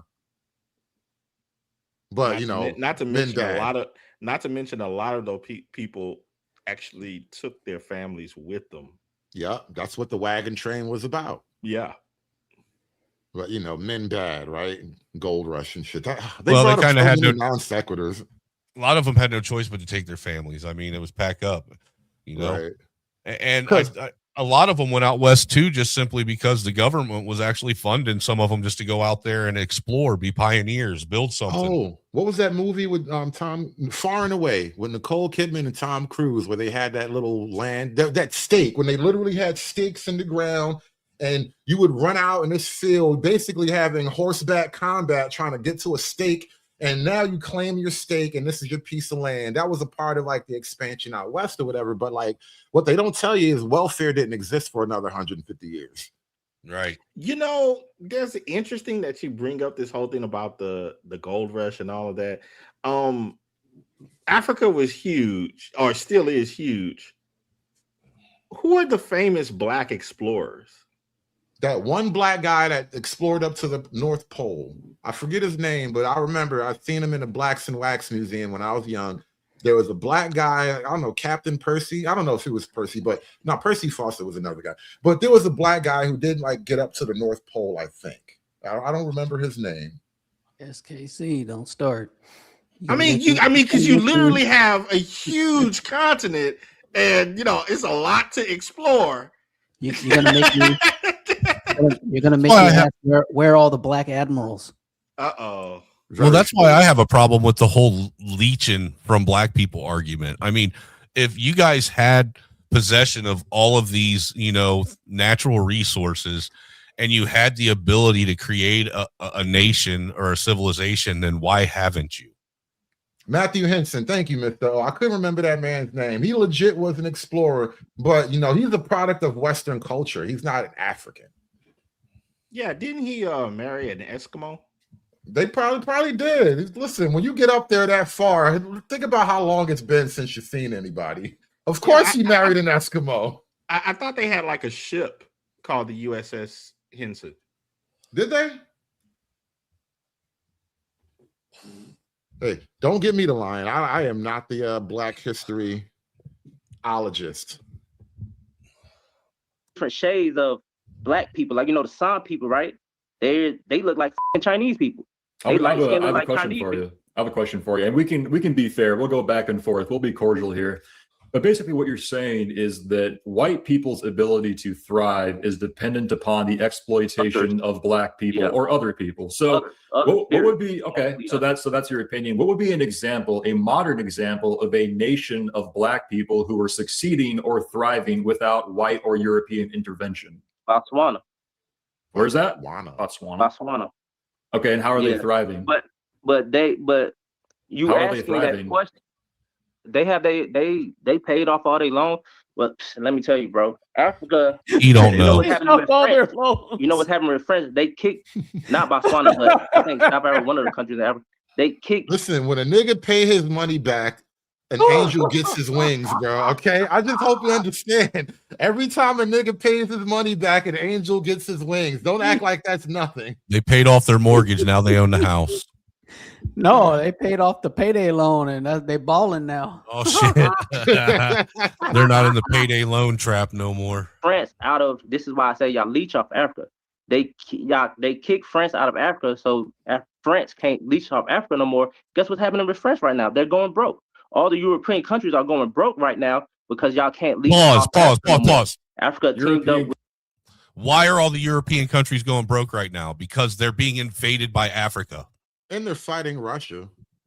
And they're being invaded by Africans and Muslims. Right. So between welfare, immigration, and defense spending, and God knows what else, I mean, I don't think Africa is the reason why they're broke in that sense. Like, it's not like they lost their African connect.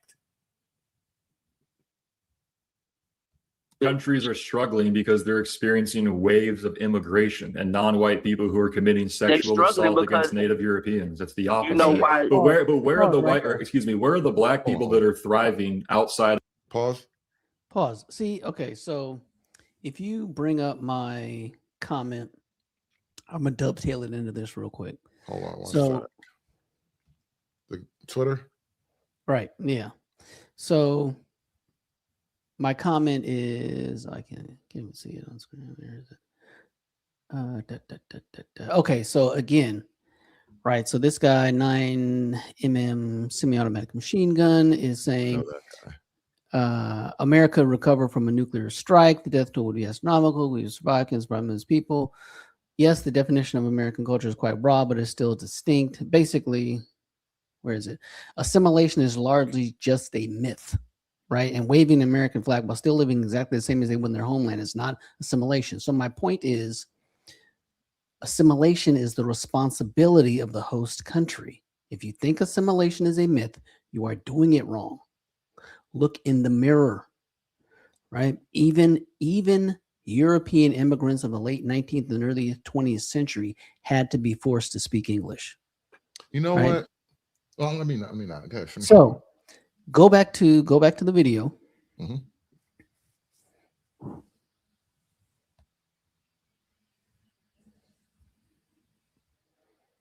And no one.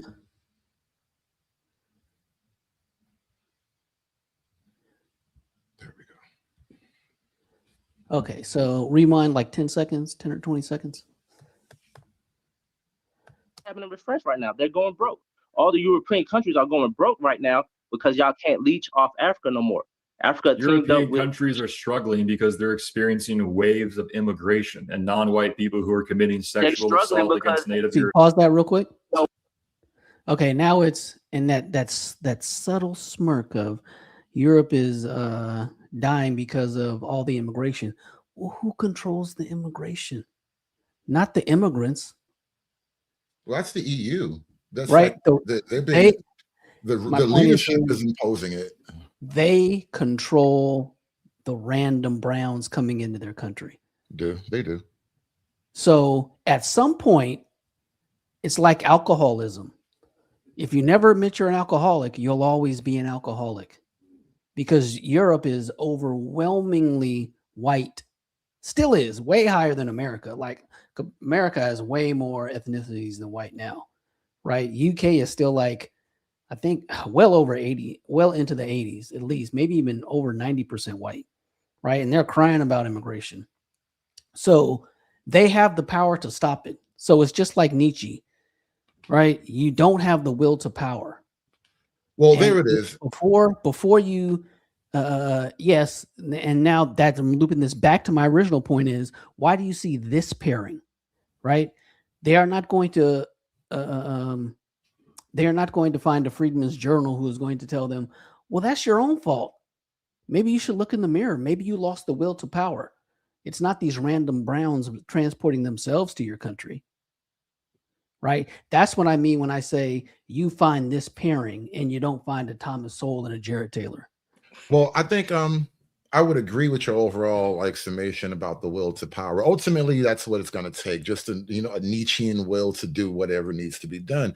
And I think the point I wanted to make when I was looking at your comment from Twitter and you were talking about assimilation, it occurred to me that I guess from a Black perspective, you could look at the civil rights era as the beginning of Black America rejecting American Western culture assimilation.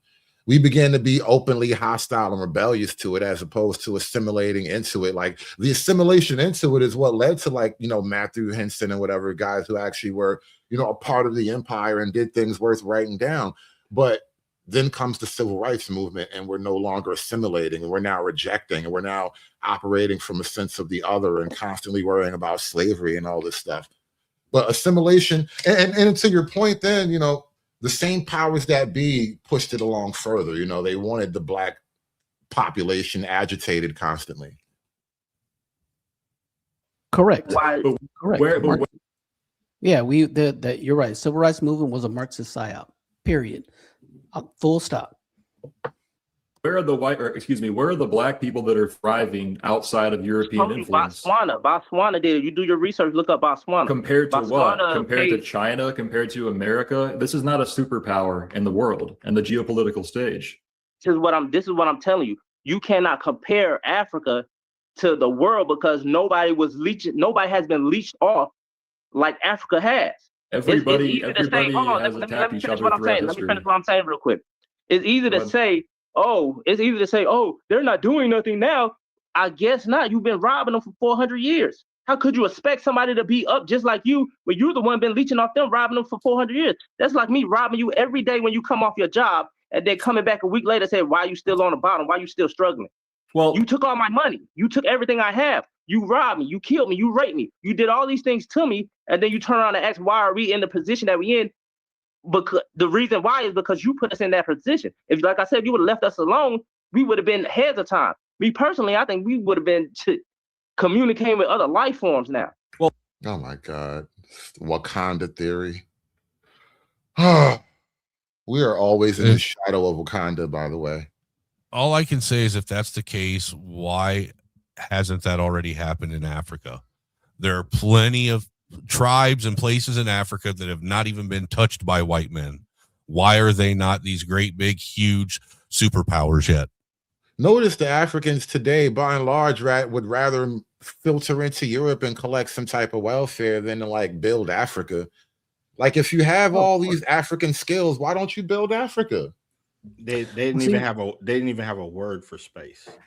Well, the reason why they don't do it is because all of us white people, we stole it from them, so they're just taking back what was already stolen. That's their argument. The same word for space is the same word for white people, Mzungu. Just white people. How you gonna talk about space travel and interacting with aliens and stuff? You didn't have a word for maintenance. Yeah. Well, if I personally, if I were you, I would. Yeah, if I were you, I would probably feel grateful that I was born in America versus Africa, because your life is likely a lot better than it would be if you were born in Ghana or because y'all South Africa, right? Well, here's the question. Because you're saying the reason why sub-Saharan Africa. How did America get to where it was? Well, hold on. Who created America economy? Well, are we going to go back and forth? You gotta let me ask you a question. I just want to make sure we're on the same page here. Answering your question with my question, you said I should be grateful that I'm born in America. That wasn't a question. I said if I was you. How did America get to where that for we have to go back. We have to be balanced here, though. Let's go back and forth. All I was saying, it wasn't a question. I was just saying if I was you, that's how I would probably feel. But again, that's an unfair me putting me in your shoes. Anyway, my question to you would be, if Africa is the state that it is because we've leached off of it, how come it was in effectively the same state, arguably worse than it is now when we first got there? European colonists, as you would put it, they got there and there wasn't even written languages in most of the countries below the Sahara Desert. Or wheels or second-story buildings. Yeah, they were very underdeveloped. When we got there, here's the thing I would say. Here's the thing I would say. Where was Wakanda pre-European colonization? Where's the smelting? Right? Where are the books? You know something, Freeman, that I find quite fascinating. The Ghanaian Empire with Mansa Musa, even with all of that money, the gold that pretty much what what did it do? Break the Egyptian market and everything. What was built with it? What would you build? No. Like what would you build? With pretty much with unlimited wealth. Not only unlimited wealth, but like all the slaves in the world. What did you build with all the money and all the gold in the world? Well, the gold didn't matter. The source of the gold were the people. Right? It was just that was like the resource. Buildings and like that served no purpose. Right? They're so rich in natural resources. What would you do with gold? Like on Maslow's hierarchy, you're born into basically Eden.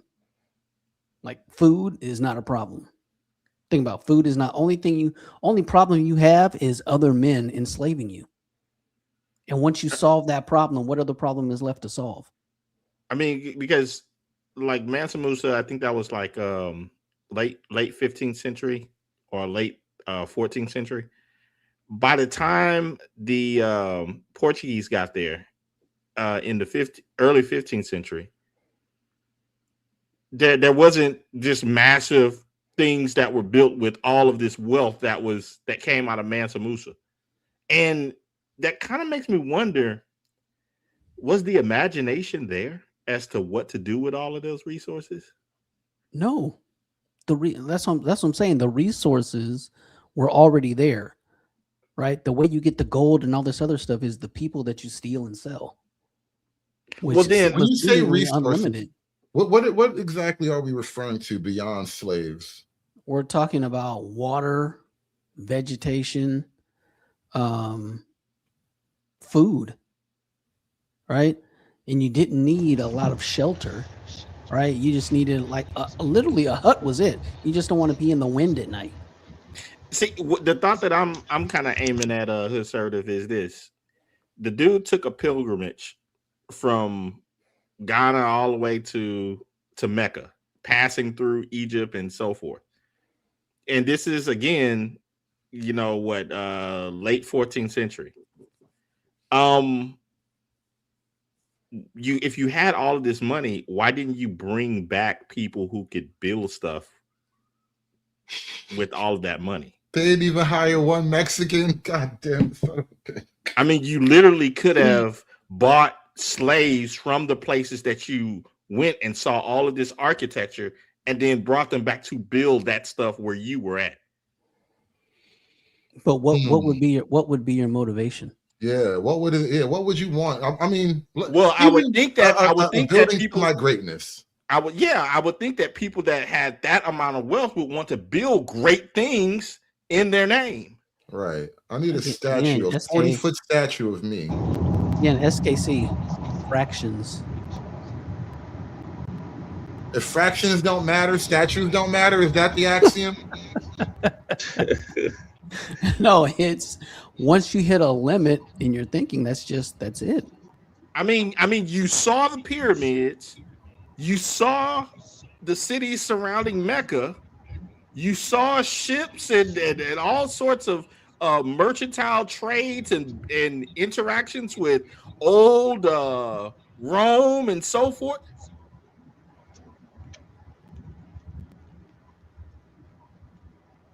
You had unlimited wealth.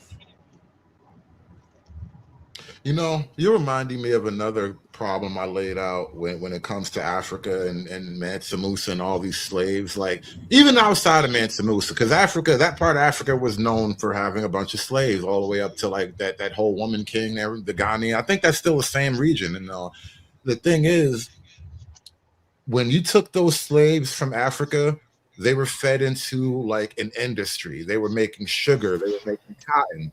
They were making all kinds of textiles, things like this, right? There was no industry in Africa either. So what did they literally do with the slaves? Like, what work would the slaves be doing? You got all these million, like, let's say you got 100 people who'll just do whatever you tell them, and they never got anything done. Like, what was the big job that they could be doing? And I can't really think of, like, what's the industry over there? Like, that's why I asked you, when you say resources, like, what are you referring to other than people? Well, I know that they had to have gold and salt mines because that's where they got the gold from. Mansa Musa had to be probably he had to be an OG of slavery within, to get that much gold. Okay, mining is one thing. But it seems as though you would want to do something much bigger and greater with all of that wealth than just go to Egypt and give it away.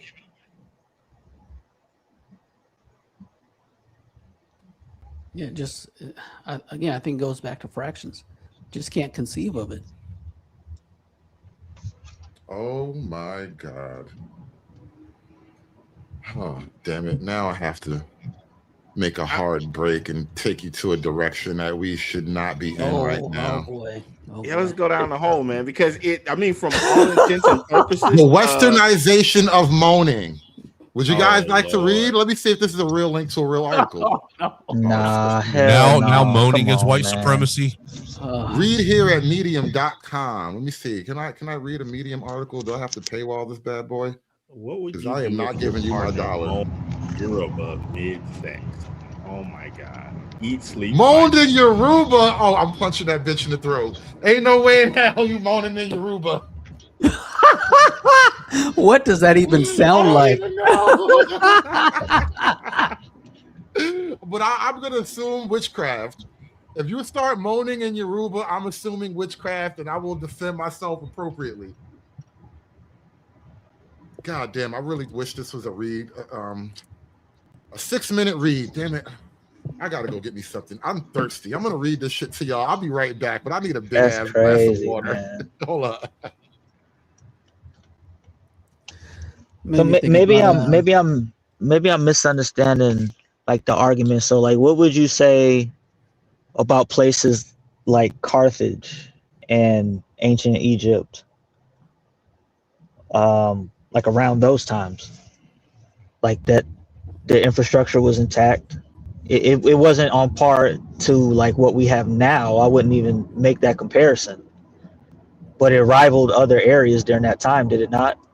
The infrastructure that existed during the time of Carthage and Rome, take for instance things like bridges and aqueducts and so forth, were far superior to anything that was in Ghana during Mansa Musa's time.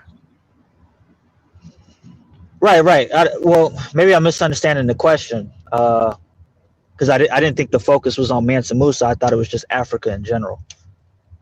Well, I think I fell off, so I lost the conversation. So yeah, I think even in Africa in general, like if I'm not mistaken, there was a bridge that was built in, I think that was in Ethiopia, and basically they used the building techniques of ancient Rome in order to build it. I think the Italians built it or something like that. And they couldn't, just like once the Italians left, they couldn't do it. They couldn't maintain it. Gotcha. And when we're talking about architecture that was, 1,000 years old. Okay. Are we ready to learn about Yoruba moaning? No, but go ahead. Imagine you're having hot, steamy sex with your partner, the kind that makes you feel like you're levitating and nothing else matters in the world. You find a pace that is perfect for you both. You feel like you're going to come, and they appear to be close too. And in the midst of all that, they scream,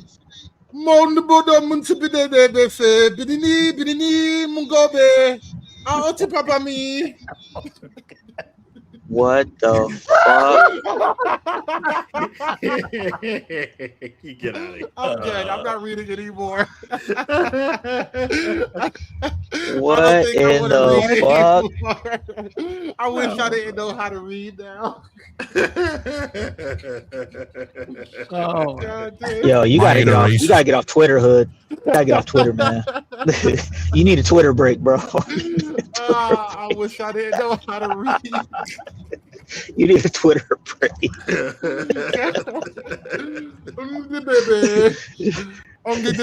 Oh no. How do you pronounce these words? I didn't realize. I didn't switch the I was screen. going to say the fact that you can actually speak Yoruba is suspect. Monbo, motifidede, bini. Maybe that's faster. Bini. Mongibi. I don't even know how to pronounce words that have weird consonant vowel structure, like Mongibi. I didn't necessarily know moaning meant saying words. It's Yoruba, bro. I'm telling you, this is witchcraft. This is witchcraft. If bitch do this in America, you got to punch her in the throat.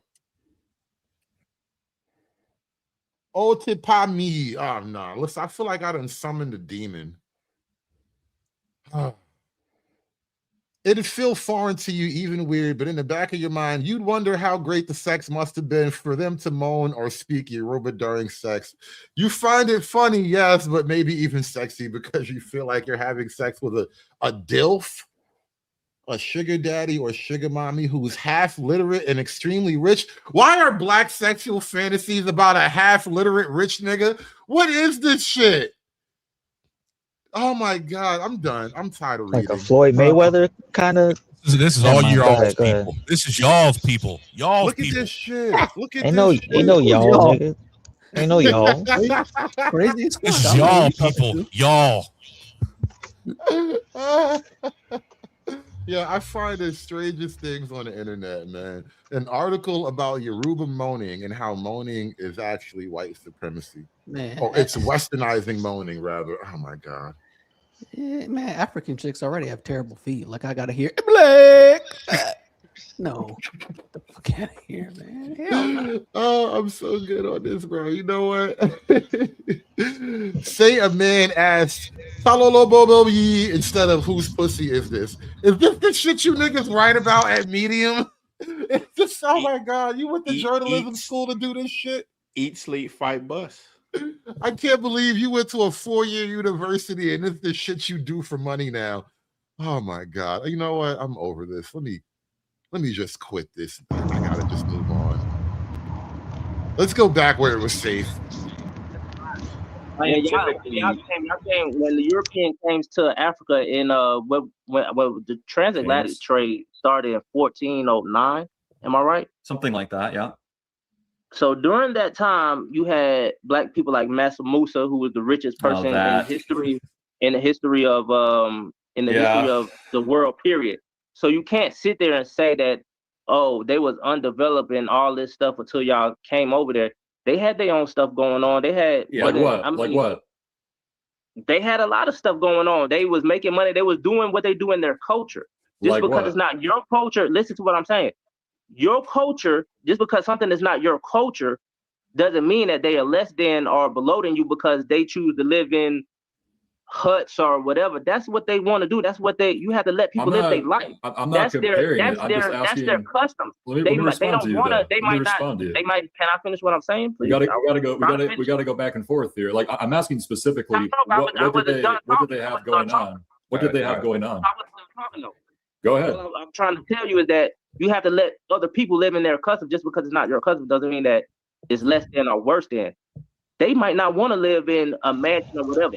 It's billionaires in Africa. It's like, bro, if Africa was so sucky or so terrible, why the hell are y'all over there now? Are all That's cultures what I'm trying to all understand. cultures Y'all equal? are all over South Africa, living good in a nice hotel, in the buildings and all that stuff. Y'all are. We're over there because we want the resources you were too stupid to figure out how to use. Like, what is a diamond worth to a hungry African? Less than clean water. Right. Like, if your village is struggling, you don't have crops, you don't have irrigation, like what are you gonna do with a diamond? You know what's the great irony? And this is like actually just a big joke, though. You know, the world is just awful sometimes. But the great irony of the movie Blood Diamond, you know, that big pink diamond that they fought the whole movie to capture? At the very end of the movie, you know what they did? They put that shit in a vault and locked it away forever. All this for a diamond that nobody's ever going to see. And so maybe 100 years from now, De Beers will pull out the pink diamond one day. But like, what would you do with that diamond anyway? You did all this for a diamond that nobody's ever going to see anyway. There was like a huge joke in that to me. The diamond in the rough. Over there, if we suck so much, get the hell out the land. Well, let me ask you this. Off others. Go back to your land and do what you say you're smart enough to do. You're talking a lot. We gotta go back and forth. So I'm sensing that you're upset about it. And if I'm not really upset. It's just how I talk. Well, if I thought that my people were being oppressed historically and systemically, I would probably be upset too. Let me ask you this. If I were to just grant everything, if I were to say sub-Saharan Africa and even Africa as a whole has been colonized, ruined, raped, pillaged, sucked dry of its resources, and that's exactly the reason why it's in the state and condition it is now. Black Americans are systemically oppressed historically. Now that we live in modern society, you're a Black person in America, I'm guessing. You're speaking American English. Yep. So I guess at this point, historical injustice can't be undone. What is preventing Black people in Africa and in America even now from... It's not. You know how good Africa doing right now? You know how many... Africa the fastest... Every time I say something, y'all try to cut me off. Africa is the fastest growing country right now that's going on today. They about to get their own internet to where they don't even have to depend off of U.S. internet at all because they have their own... He really think Africa? What does that even Just mean? wait, Africa just about wait, to Hood. get He's their about own to tell internet? you what they're going to call it. He's about to tell you what they call it. Oh shit! Oh shit! Oh shit! All right, all right. Just Hold on watch. a sec, Bandit. I got you, Bandit. They don't have it yet, but they're getting their own internet called. They're getting Boost Mobile. Afronet. They're getting Metro. They're getting Metro PCS. I heard. No, it's Afronet. It's their own internet where they don't have to rely on. You're getting Afronet. Afronet. You can Google that shit. It's real too. No, it doesn't. It doesn't work on Google. It has its own. It's its own Google. Right, like you can't Google Baidu. What's the name of the Chinese Google app? Like, you can't Google their shit. That's like a closed firewall network. No, you can't get on Afronet, but you can Google search it, and it's actually a real thing. Okay, you can see articles about it and all that. On Google and get their internet from the U.S. But it was taking them so long to come all the way over there to fix it. So now they said, fuck that, whatever, we do our own shit. I want to have their own internet. They got tech. Tech companies. Like, it's booming over there right now. That's why, and China is investing in it so much. Because it's booming. It's like what China was 30 years ago. They got servers that run on vibranium. It's growing. What tech companies do they have in Africa? Power country. So it's already happening. Let me ask you this, because one of the things we were discussing earlier was a matter of comparing cultures, and you said it's not better, one or the other isn't better, it's just different. Do you believe that all cultures are equal? It's different. Like they think their culture is better than yours. You think your culture better than theirs. It's just an opinion. If somebody's happy, want to live in a hut. Because this is a simple question. Do you think all cultures are equal? No. How about the rest of you? Do you guys think all cultures are equal? It's impossible. Nah, they're absolutely different. And there's a lot of advantages that that various cultures have over other ones. They're not the same. No, they're not the same. That's why I don't understand why it's so hard for him to answer the question, because it's really a simple question. It's one of those logic traps, bro. But and live in a mud house or whatever, they might be the happiest person in the world. They choose to live there. I'm pretty sure if they don't get tired of that and choose not to want to live there, they'll go to. It's plenty of cities in Africa that got major mansions, homes, hotels. You know, we have a perfect example of why he's just impossibly wrong about that. And we still have Stone Age people in the world to this day. On uncontacted, well, they've been contacted, but we leave them alone. Like the Andaman Islands, the Sentinel Islands, we have entire regions of like Stone Age uncontacted people, and you can't argue that if they decided to be modern tomorrow, that they would just figure out electricity, indoor plumbing, and fractional debt lending or whatever, fractional banking, whatever that shit was. They're not just going to figure these things out. Even if we gave it to them overnight, they'd never be able to maintain it. Oh, Smarty Pants with the $2. He says, Afronet dial-up finna go click, click, click. I think it's got that click, clack. God, you got the clack, clack internet. Before death is eternity, after death is eternity. There is no death, there's only eternity. And I be riding wings of eternity like, yeah. Clack, clack. I swear to God, you just read my mind, because I was about to say it as you played that. You got the clack, clack internet. Oh my God.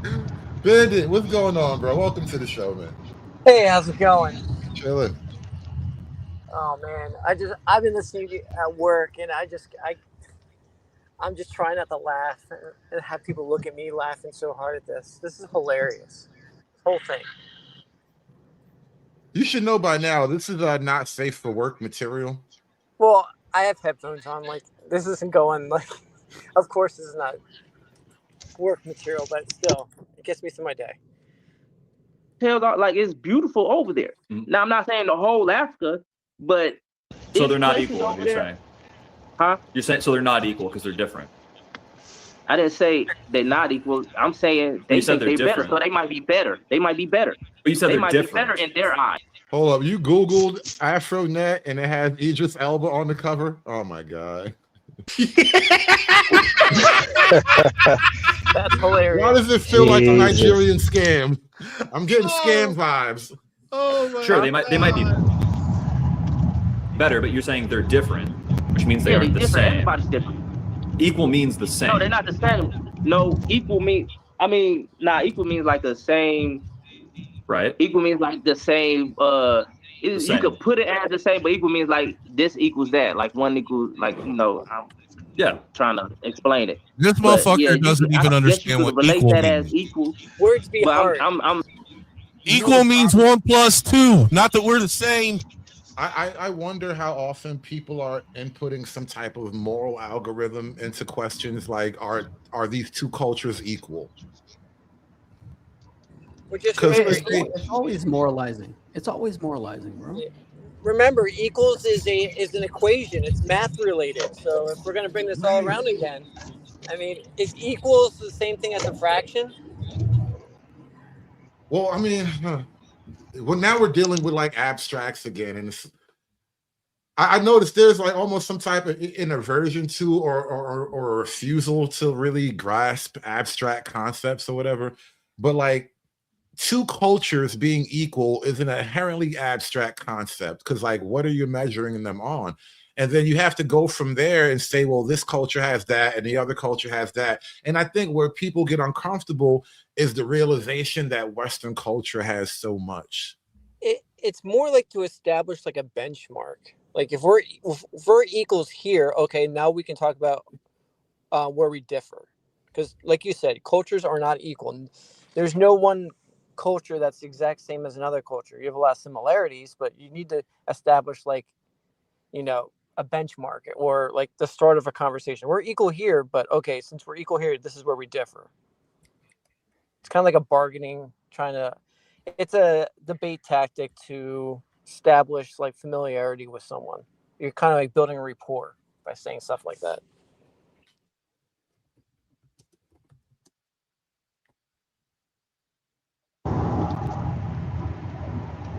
For as a value wise. Equal as you talking about value wise, meaning that this equals this, like $1 equals $1, or that's what I'm talking about. So who creates more value, white people or black people globally? As of right now, like that's what I was saying earlier. Of course, you could sit here and say white people doing all this stuff, but you doing all this stuff off the backs of us. How so? Off the backs of the people that you're leeching off of. How so? That's what I'm saying. How so? I just explained it earlier. You leased off of our labor as slaves. You leased off of our land resources. You leased off of oil. Irish slavery was more lucrative. Huh? Irish indentured servitude was more lucrative than black chattel slavery. I'm not talking about just slavery, as you heard what I just said. I'm not just talking about slavery. I'm talking about oil, diamonds, gold, slavery also. You're talking about resources, the resources that they didn't actually know how to extract before Europeans got there. Like we're talking about the most resource dense continent ever. And black people, when they got there, they were living in huts. Get all his gold. Yeah, I think that's like historical revisionism. I'm not super well read on the Mansa Musa. What y'all like to do is like to spew out lies because you hear shit and you believe it. But a lot of the stuff that you're saying is not true. They knew what how have to I lied about? Stuff. What have I lied about? What you just said right now. What you just said right now. What did I say? They didn't know how to extract. They didn't know how to extract their gold and diamonds until y'all got there. They've been extracting their gold. They've been extracting their diamonds way before y'all got there. That is a lie. Well, let me ask you this. So we got there, and then refining oil. I mean, there's a huge difference between digging gold out of the ground and refining oil. There's a huge difference in digging gold out of the ground and then using it for microprocessors to power your computers. Even in this context, right? Even in the context of them digging it out of the ground, did they make coin out of it? Yeah. Or did they make art? Are you really going to go there, Friedman? I mean, did they make art? Did they make coins? Did they make silverware? I mean, were there cups? I mean, you know what I mean? There's the African art exhibit of all the golden dishes that were made. You know what I mean? It was That's a great question. Where are the African coins with Mansa Musa's face on it? Here's the crazy thing about that, Freeman, now that you bring it up. Okay, so, and I hate to use this, but it's true. Have you ever been to an art exhibit, like a museum Freeman and you get to the portion of where you get to like Africa, and a lot of even the jewelry and different things, it seems malformed. Like it's not. It seems like it was made by a kid that was playing with Play-Doh. Yes. Right. Yes. You can go on YouTube right now and look at ancient cultures. Well, maybe not ancient. Let's say Japanese craftsmen make an abacus, and you can see the process from start to finish, right?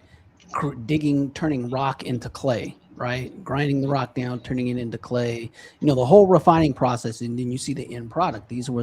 This is an abacus that was used in, ancient China 1400 years ago, right?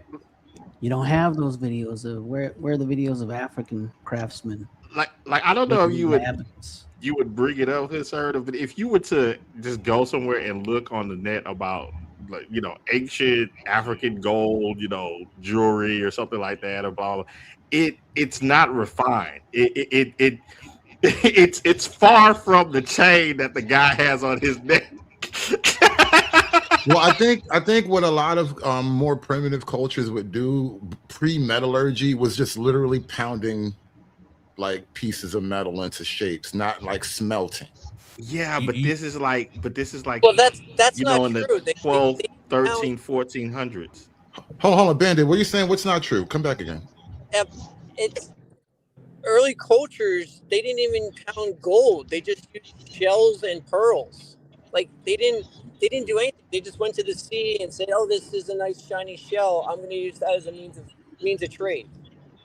Like coinage is like high tech. That would be like the Bitcoin of today, technology. Right. Well, that's what I'm asking about Mansa Musa in particular. Like, for all that gold, did you put your face on any money? It just occurred to me to ask that question. You know that guy. He went to every single town he ever went into. He basically bankrupted every single town because he would just spend insanely on stupid crap and then bankrupt the whole town's currency and then move to the next town. That's right. I keep hearing that. Hey, you know what? I wanted to share something else with you guys. I'm going to wrap this up soon because I've been streaming for like 5-8 hours in a row. But this is the document I said I found. The CIA evaluating the strengths and weaknesses of 1960s Africa. Pan-Africanism is a mystical concept that glorifies racial ties, African personality, and culture. It exerts a strong emotional appeal, but is sorely lacking in concrete programs. So apparently, even the CIA had to take a look at Pan-Africanism as a concept. Yeah, wasn't that like something that came up within the 50s and 60s as almost like a pseudo academic exercise? Oh, stop. When you had all of these Pan-Africanist writers that started coming up and selling all that type of stuff to black people. I didn't know about that in particular. CIA op. Well, I know it was pretty much created like literally for the purpose of giving black people their own quote mythology. I know. What happens if this whole thing was a CIA op? It was just I tend to think gay. I tend to think it's something like that, Bandit. Like Black history, a lot of what we call Black history is effectively an op as far as I'm concerned, because there's too much pseudo history and there's too much money being spent to create like the university support for pseudo history. So we have all these people who wrote books about the pyramids really being African and all that, but the evidence, the actual structural evidence for that is flimsy at best. Well, that's the thing, man. It used to be Black history when I was a kid. I know I'm older, but it was about what Black people can do. Right. Right. Your examples in Black history were Black people that accomplished a lot. Right. That was the whole message. Look what Black people can do.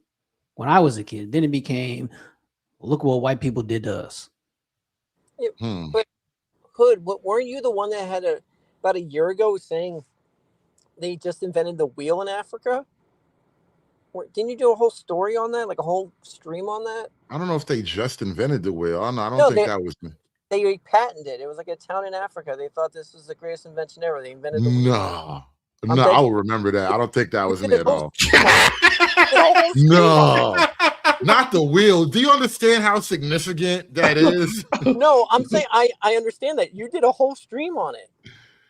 Oh man, you got to remind back. me exactly.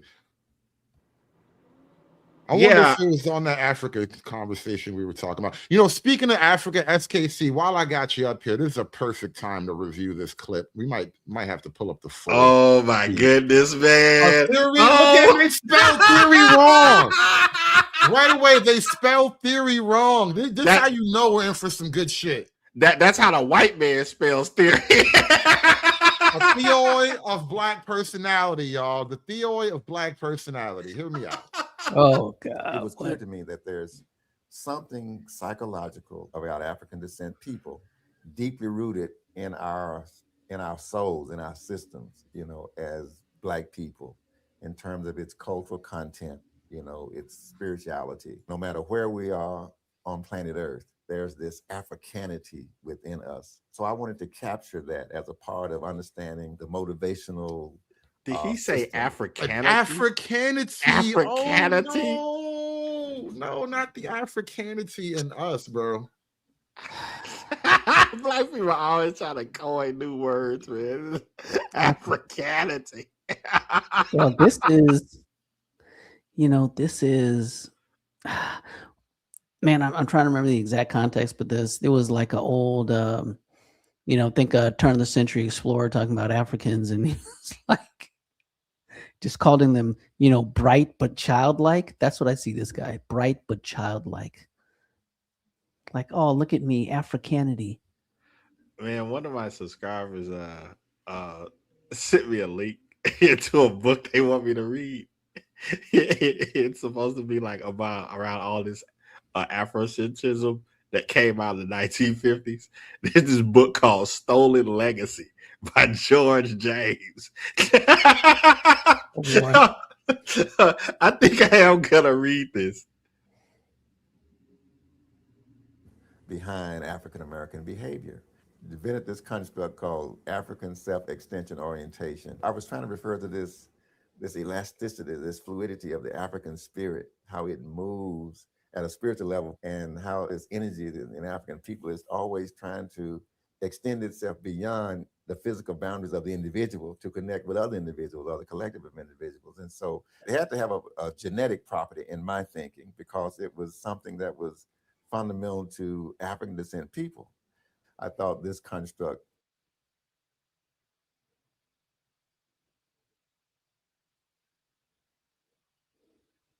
What if pro-blackness itself is just like one long psyop?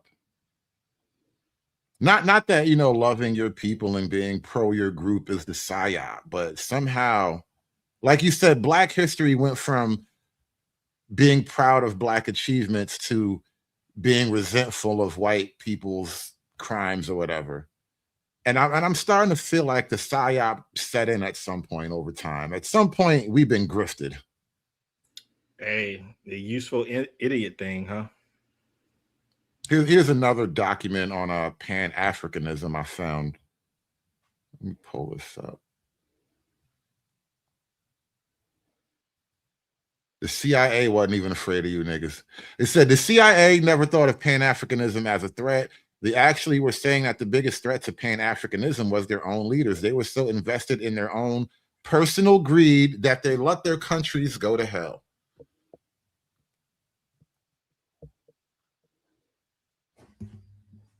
Yep.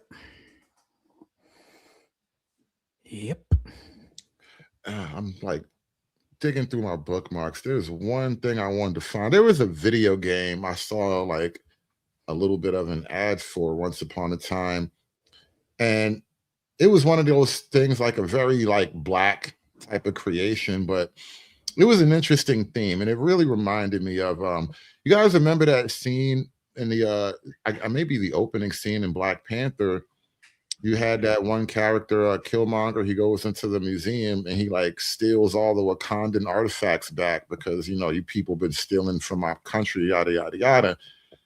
You know, they made a video game basically about that very notion of like going into the museums and reclaiming your Black artifacts. I saw that. Yeah, it's like buried somewhere deep in my bookmarks, but I'm like, I've been meaning to talk about that on air because, you know, FKC, I think you probably remember me maybe mentioning this, how like even the concept of like Black fiction and fantasy or whatever is consumed by the white man. Like you have all this opportunity to just come up with your own. You can write your own, you know, big period piece, Game of Thrones style fantasy play that's set in like some type of African village or whatever. You can have all the dukes and duchies and royalty with an African type theme. You can do all that, but you'd rather go take something from the white man's garage. You just want to steal a white man's bike. You know, I was talking to a friend of mine about this the other day about how Coogler, you know, after the whole Sinners thing, I still haven't seen that movie, but apparently, you know, he got a bunch of fame from it and all of that. But apparently, with all of that power and the ability to try to create something original or whatever, he still accepted the idea of trying to redo the X-Files instead of just creating something totally new for Black. Right, that is wild. At least Spike Lee didn't do that. Good God. Yeah, and then it also reminds me of did you guys see that clip of what Megan Thee Stallion made? I played that. She totally tried to deny it too, but I played that on a previous show. I didn't do that. Well, who the hell else is it? The anime twerk team. Like twerking is literally their combat style. Twerk fu. Twerking warriors practicing twerk fu for justice, yo. It's like crazy word. It's like a lack of imagination. Is this the new like you ever played the game Shaq Fu for Super Nintendo? Shaq Fu was lit. Shaq Fu was a great game for its day. This is nothing like Shaq Fu. And plus, she's making like a literal anime cartoon, so it's not even a video game. It's like a cartoon. She's trying to break into that whole anime world, but like, it was just horrible and tacky. I've never believed in that Sin 7, the whole Afrofuturism thing. I don't think that they have the ability to not create. Well, I mean, look at the name of it. You're focusing on race before for science. So I mean,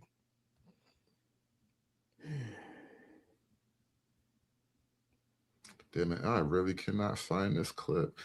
Oh my God, I got too many bookmarks. Yeah, I don't know. I don't know. They lose every single time when they try to put race before everything. And we've had that conversation before. And it happened again today. I was just Black patriarchy. It's like, come on. It literally derailed the whole conversation about gender because there's a gendered reality, there's a biological reality to gender that I pointed out. All of a sudden, they got racially uncomfortable because the biological reality of gender immediately made them think of some kind of biological reality about race, and they were like, "Oh no, you can't go there." But that's what I mean. I think it's almost like a Black feminist I don't know, code or something that just flips in their brain, that whenever you get to the point of having that discussion, they could just, you know, order 66 and it's all over. You're going back to slavery and the whole nine. We got it, SKC. Relooted, y'all. We are stealing our artifacts back from the white man because he don't deserve our artifacts. Treaties were signed, promises made and broken. Is it stealing to take back what was stolen? Stolen? Who is stealing them? Us.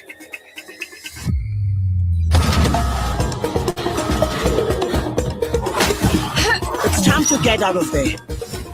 Let me introduce a friend of mine. Not for nothing. I think I need a better word for irony. I feel like I keep saying irony too much, but everything is so damn ironic. You niggas make a pro-black video game, it's literally about stealing. And in addition to this, that I find odd, other nations that attacked each other in tribes and stuff, they didn't preserve the other people's stuff. So, yeah, I mean, the whole premise of this is that these quote unquote white people actually preserved your stuff in museums. So, whereas if you had been fought by other people, they would have destroyed it. The people themselves weren't preserving their own history. Correct. So, like, this blaming the white man stuff, it's just like masturbating at this point. So what you're saying is you need the white man to protect you from yourself? Is that what I'm trying to understand? You said that, not me, but you know, they were not protecting their own. They weren't saving their own history. Put it that way. Yeah. So you want me on that wall. You need me on that wall. Isn't the whole like concept of having a museum or a library Western culture? A Western? Good. How are you? Don't you need to protect your history in order to have a history? Well, you need writing for that first. Well, that's protecting it because you're writing it down. You're preserving it. That's protecting it. Right, but I think one of the problems that they came up with is that a lot of the places that they are stealing their stuff back from didn't have a writing system. So kept it warm for you, nigga. Agile, and will let you look into places with the tightest security.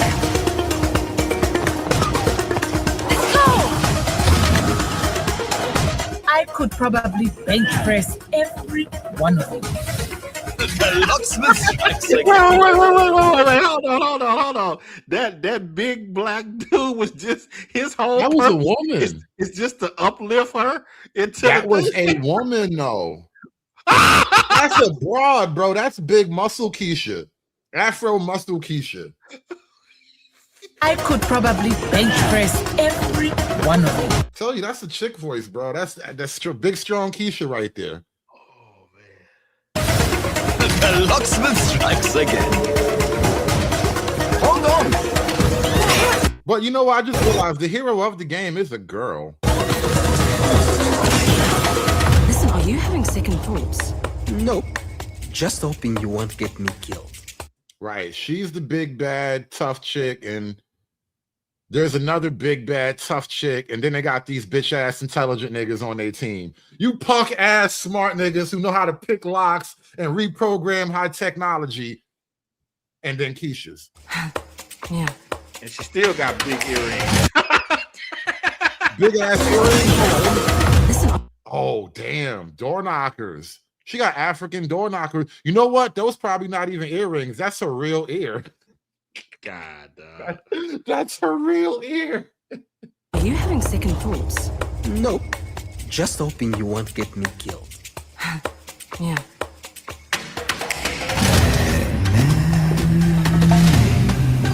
I know what you and your little crew are doing. Nobody threatens my family or my friends and gets away with it. So we are going to do whatever it takes to take back Africa's belongings, and we're going to do it together. So not only are they progressive and modern, but they're also noble and righteous. You know, we're fighting for a cause. We're bringing justice to our people, and this is a part of that black propaganda world where you don't even realize it until you kind of pulled yourself out of it. But so much of black culture at this point, anyway, it really is just grievance and resentment based. There's no like aspiration to it. You niggas aspire to steal shit, and then what are you gonna do with it? It's part of their identity to be oppressed. God damn, why did I just start thinking about Iron Keisha? Jesus Christ. Riri, what was her name? Riri that put on the iron, she made her own Iron Man suit. The whole show was about this bitch stealing. That was the whole show. They gave Keisha the powers of the white man, and what did she do? stole shit, and then made a deal with the devil. Yeah, I'm glad that whole thing got scrapped. Anyway, I'm sorry, Freeman's Journal. I stepped all over you from it. I was just no, it's part of it's not like a grievance culture, right? As much, I mean, grievances are what happens, but it is basically they are oppressed in their identity, right? No matter how well they do, they're always being oppressed by the white man. So it's never really they can't really succeed. You know what I mean? They can't be. That's why when I see people like that, I say, "Oh, can black people be victorious?" And that usually stops them in their tracks because they can't. Because the answer to that question is, well, what are white people doing? Are white people going to do this? Then yes, right? But they can't actually say that, right? They have a filter that says, "Don't say that," but then they end up saying nothing. They get stuck. You know, you notice this. Cantrell read my mind. SKC, I want to pitch this to you in closing. Oppression dysphoria. We kind of came up with this concept. Ms. Cantrell pitched this concept to the group a couple days ago, and I think this is a very appropriate term. Yeah, that's interesting. I think you should add that to your in files, and I think that could be probably the first the first entry into the Black DSM, because I do think that Black people deserve their own DSM. Ooh, getting a lot of ideas here, but I've been meaning to kind of on air at least just sort of pick apart the idea of oppression dysphoria. I've been up here a little while. I'm kind of running out of steam, but this is the idea I have to come back to and kind of crack this open on air, because I think it really gets to the heart of a lot of what we're complaining about. This idea, like especially today, we're talking about gender, and somehow you felt like bringing up slavery because you had to remind you needed to remind the conversation about your oppression. I just have one request. If you're going to do the ICD 9 or 10 or 69, whatever you want to call it, can we at least do treatment codes with it too to stay consistent? Because I'd like to hear that part too. Treatment codes go along with medical billing. I don't know how deep are we going to get? Are we going to bring the insurance companies in on this? Why don't we make someone's got to pay for it? Someone's got to pay for it. Why don't we make that Bandit a Black DSM? You know, because they're always complaining that, you know, they don't get their own specialized stuff and everything. So you got to get a promotion. I think there's actually room to create that, honestly, especially, you know, with this woke era and all that. Woke isn't quite dead yet. There's still a lot of money in it. You can probably get something off the ground before it's too late. You know, another thing that I find interesting, Freeman, is that when people bring up ideas about I would say Africa rising or just Black people in general doing something, what are the novel ideas that they come up with? I mean, like, what is the big dream of a Black future or African future? You know, just they don't have one beyond the white man is keeping us down. A future without white man. It's like imagine all the tech of like some future, like imagine Star Trek without white people and it's all niggas. Remember that Black Planet? Imagine it was them as the Federation. Remember the one Black Planet with the tornamental matriarchal? Oh my God. The one that was backwards with the dudes serving the women and all that. They want that. They want that, but with, you know, spaceships, warp drive, and a replicator and shit like that. But I mean, who are they going to blame? That's the question, isn't it? Because if you don't have someone to blame, what's going to be? Is it going to be? You know, maybe they would make like statues to white people that were like the ancient oppressors of old. So we're going to be the new. They have idolatry. They have no concept beyond oppression. They can't not be oppressed. I mean, look, that's why what's a name? That's why Sundown Towns goes viral every 6 months. These Negroes got to go on safari to get some racism, Yo, sundown towns are so lit right now. Black people are doing TikToks with the head Klansmen in the sundown town. Like, I refuse to listen to you niggas anymore. Are they really? I keep seeing the video on my timeline. Such and such rapper went to the sundown town and talked to the KKK. It's like I don't be caring to watch that type of content as much because it's not shocking to me no more. But it's like, can we just get over this? You know what? I am more afraid alone in a truck stop full of Indian drivers than I am in a white man's sundown town. Sundown town, man. That's my sundown town. Okay, a truck stop full of Jeeps. That's my sundown town. Oh man, this is crazy. I feel like I'm in an alternate universe. Yeah, bro, it's bad. It's wild. You know, I was thinking about this concept. I was saying earlier, freedom means the freedom to suffer. And I think that that's a part of freedom that Black folk haven't quite internalized. As a free man, you have to own your suffering. And by owning your suffering is the only way to alleviate it. Well, it's the freedom to fail. Exactly. Right? It's the accountability and the freedom to fail, right? It's your fault. You know, something that concept as a whole just is like it escapes them. I don't think that a lot of people that Hood Server was talking to earlier would ever concede the thought that Africa failed. Well, even extend that.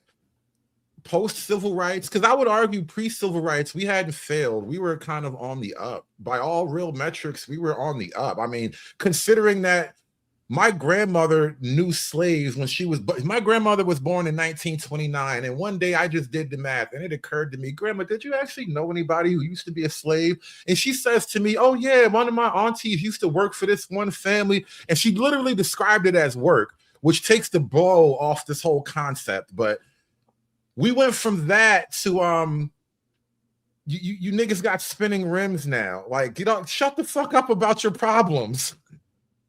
Yeah. I mean, it is crazy. You think about people going up to police officers and cursing them out and putting hands on them and stuff and not getting arrested. And they talking about it's worse than when people was singing songs about strange fruit and stuff. Right. Like, within my lifetime, I had a living connection to actual slavery, and you people up here telling me that 2026 is actually worse than 1945 or 55 or whatever. Like, no, come on. The minute we get over that, the minute we all do better. Accountability is hard, man. It's so hard. It is, your life sucks because you suck. I've had to accept that at some point and move on. That's just the way it is, bro. How can you do better if you can't admit you have a problem? Right. Oh, there was another question I had. Okay, so the guy that you were talking about, what's his name? Cell or something like that? Cellulite, yeah. Sell your light. Okay. He mentioned something saying that there is no victimization in masculinity. What I challenge him on that too. I mean, technically, masculinity is like a constant run from victimization, I suppose, but it's a part of the program. Okay, so by that metric, then they should never bring up slavery. There you go. Were the slaves men? Well, they should never bring up white supremacy. But that's victimization talk. Isn't patriarchy also like the ability to compete and not everybody's going to win? Like the fact that you're competing for something, you have to have a winner and a loser. Like it's just a fact of life. Yeah. So you patriarchy, you have to have a winner and a loser. So you have to have someone that fails. And that gets back to the question about all cultures being equal, which is why I kind of bang about like Western civilization and Western culture, because I think it's probably the best game in town, all other things considered. And if you're going to model something for your own growth and success, why not model after the best thing around? Something that would be an interesting watch, just an idea. Like if you actually had old school Star Trek, and what happened if there was a starship that came across a planet of blacks that that had this racial fantasy that had been going on for like millennia. They do. No, the original Star Trek, they do. There was. I remember. I saw the one episode. It was where they stole one of the. I think they stole the whatever Troy, whatever. It was like, and then they had to fight. They had to go back and. You know the episode we're talking about. We just referenced that episode. It's like an OG classic episode of like season 1 of The Next Generation. And then there was another episode with the original Star Trek in the '60s that did the same kind of thing. They stole one. It had the two beings, right? They had to kill each other until it was like only them left. Oh wow! I didn't see that one. That I got. Oh, you got to see that one. That one is based as hell. Oh my god! I don't know about the old Star Trek like that. I only know from Picard forward. They had slaughtered each other to the point to where there was only 2 males left. Oh god! And they couldn't admit that a girl could fight, and then they stole her to try to marry her. Oh, it was a crazy episode. You got to watch it. Oh man, learning so much today. But my voice is about to give out. I've been talking for a long time. Oh man, what a day! You know, shout out to Angry Man. You provided us with endless conversation today. I appreciate that greatly. It's rare that I have disagreement and debate that I actually enjoy, because a lot of the time I argue with people who argue poorly. And even though we disagree, I don't think he argued poorly. I just think he's wrong about certain things. He's not including some shit. And he gets frustrated with me for pointing out certain things, but it was a good debate either way. Nah, I mean, I don't have no issue with Angry Man, but I think that he did make some bad points. I mean, like the whole thing about slavery, I thought that was a piss poor point. It's like, come on, patriarchy. The majority of white men in America at any given time were not slavers. Well, isn't it interesting how the race and slavery arguments tend to like retard every other logical point you could have made? Like there's a lot of other arguments, but like because you're seeing everything through a racial prism, it's sort of like when you put a false equation somewhere in the algorithm, everything beyond that is wrong now because that one part of the algorithm was wrong.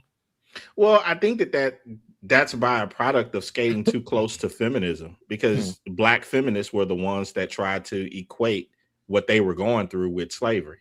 Right. You know, so you know, it's like those it's an argument that's a non sequitur whatsoever. So yeah, I thought that was a bad argument. I thought the thought about I'm trying to see it was something else that he brought up concerning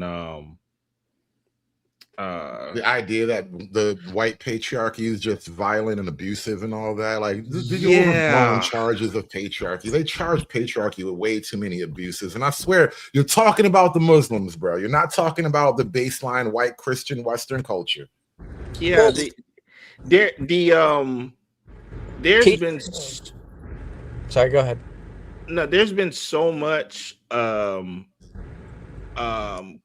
culture around the gentleman of how you're not supposed to treat a lady and all that other stuff that comes out of the quote unquote white patriarchy, that what he was stating doesn't even make any sense. This idea that the majority of these men were just whooping up on their wives. They were just, black and blue all over every day. The very concept of romance and chivalry and treating your woman as like some type of delicate flower. I'm not going to say it's only a Western thing. There are small ideas in small cultures. Other cultures have had adopted parts of that. But by and large, it has been championed and pushed forward by the Western culture. The very concept of romance itself are basically, stemming from the literal Victorian era, like Western culture, people writing about women being rescued by a knight in shining armor. All these tropes about modern romance and how a man's supposed to treat a woman, it's literally Western culture. And so the men who created chivalry were also beating their women to death because the steak was cold every night. But, I mean, weren't they just using patriarchy as just a pseudonym for white? Yeah. I mean, that's how I read the whole conversation. Like, very much so, Bandit. Yeah. But yeah, What a conversation though, man. Every now and then I stumble into a really good convo, and I was glad to have stumbled into that one. I said I'm gonna try not to get too entangled into the YouTube panel realm, but every now and then you just got to dip your toe in it. So today was I have to throw that in, Kentrell, that the damsel in distress. That's literally a part of the doggone patriarchal fantasy thing. And I'm like, man, come on. Hey, try being a damsel outside of the Western world. We literally write books about what happens to women outside of the Western world. Like we have whole news program. I remember CNN. There was this famous case on CNN where one of their journalists got surrounded by a bunch of Muslims, like in Egypt or whatever. I think there's a word for it. It's called like taxfia, some kind of game where they surround the woman to the point where she has no idea whose hands belong to whom. And she can't really fight back because there's too many men around. I mean, you think about all of the things people grew up on, the old black and white movies of the woman knowing what she's doing. She's throwing her handkerchief on the ground, hoping for some dude to come pick it up for her. The puddle, the dude taking off his jacket and throwing it over mud and water and junk so she could take a step over. I mean, but these dudes want to sit up and talk about these women were getting beat the crap out of every night. Again, they're just believing feminist theology. When you adopt feminist theology, you become a feminist theologian. Bro, but even by the numbers, right? Intra-relationship violence was committed more by women. Well, by black women than black men up until like, I don't know, recent, like the 70s or 80s or something. When he brought up Bill Clinton, because this was an angry man point, he brought up Bill Clinton introducing like the Violence Against Women Act. Literally at the same time, black women had already outpaced black men in domestic partner homicide. Not just beating people up, not just getting into a little spat over the dinner table, but black women were homicidally more violent than black men. And so you're telling black men especially that somehow patriarchy is wrong because white men are so abusive when you're dealing with the most violent homicidal women that record has ever known.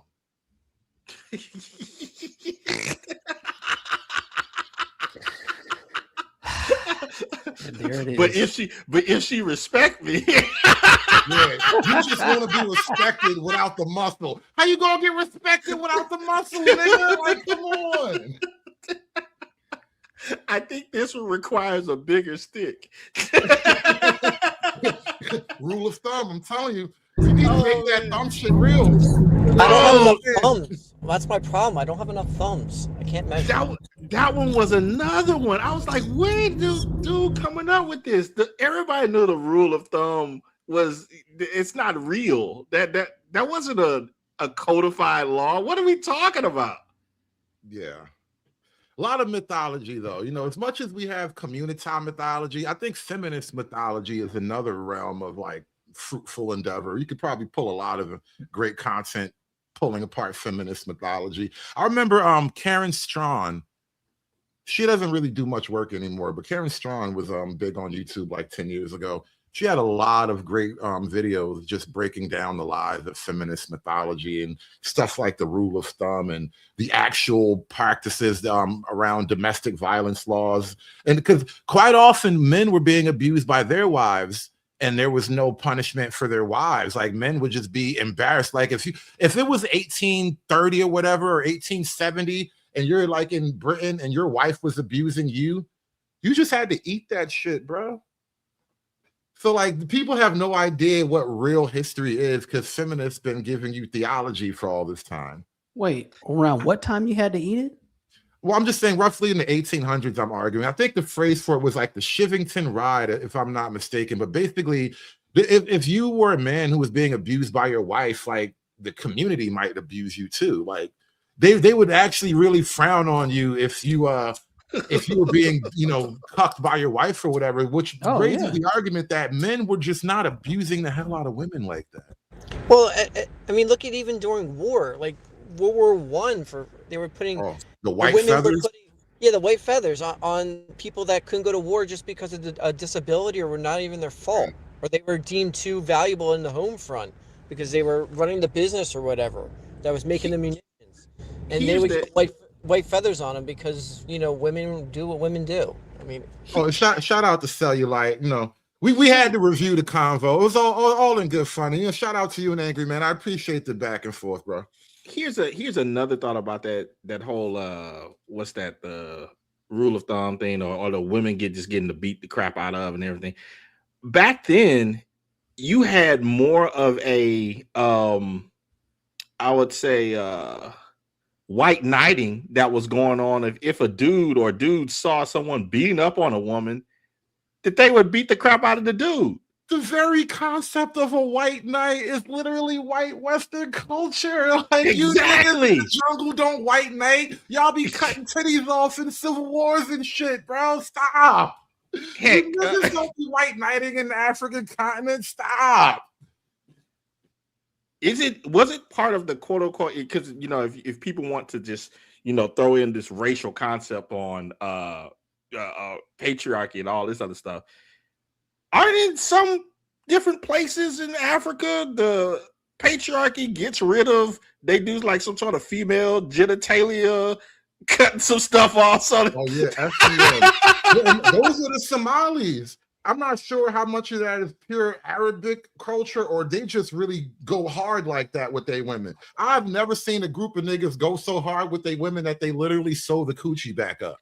If I take the pleasure from her, she will not. Hey, you niggas say I hate a bitch. Like, oh my God. I have never suggested revirginizing a woman, bro. Ain't no way I would ever come up with that as any type of practice.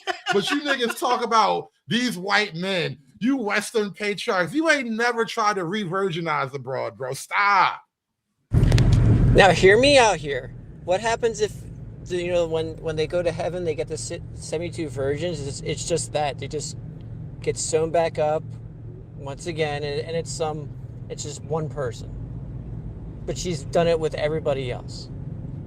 He said even in the fantasy realms. So wait, it's not really 72 versions. It's one chick they keep patching up and sending her back. Yes. More. Yes. No, I'm done. See, I can tell you niggas be blaming all these Arab world crimes on the white man. All right, these good white folks. All right, this is good innocent white folks. I'm trying to tell you, these good clean white folks. They didn't watch the right parts of the Malcolm X movie. Mr. Cooper is good white folk, boy. I'm trying to tell you, they good white folks. So you gonna stop all? You gonna hush your mouth now talking about Mr. Cooper and them? Mr. Charlie been good to us all this time. Oh man! All right. I'm going way too far. I'm going too far.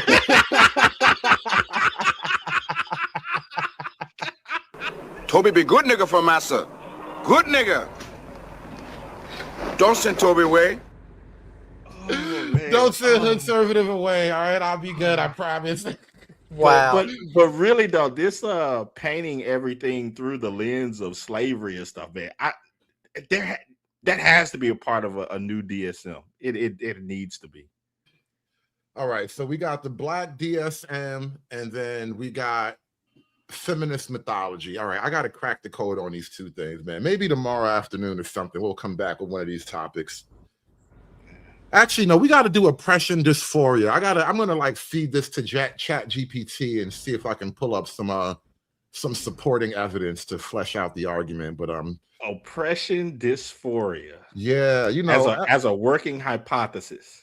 Yeah, I have to flesh it out because thank you to Miss Cantrell for giving this. She just dropped it in our lap, and I don't want to just let it go discussed. I think it's rich with content, and I want to go through it. So maybe tomorrow we'll kind of crack this open.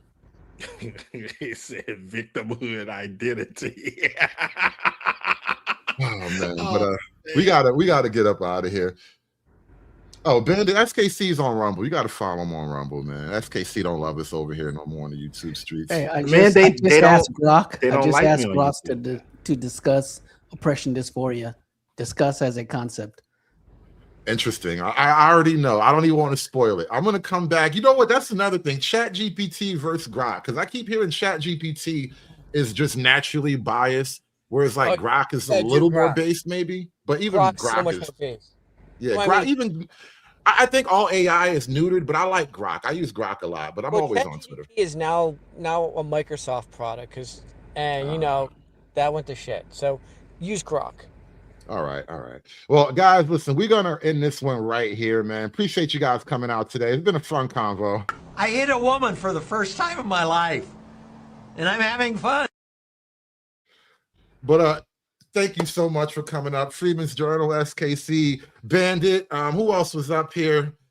Free Zone was up here. Lion was up here. Angry Snowman. Appreciate all you guys coming out. Thank you so much for the super chats, the Venmo donations, all of that. Thank y'all for coming out. I will try to come back tomorrow with this oppression dysphoria show. I got to do some work before I really get it off the ground, but I think that's the next one we're going to go through. But till tomorrow, guys, you have a great day. Enjoy yourselves. Try not to get oppressed try not to get oppressed in your off time. I'll catch you guys later, man. Aspiring to be patriarchs like what white men have, that isn't freedom. That isn't going to help anybody. It's certainly not going to help Black people. It's done. It's done. It's done. It's done. It's done.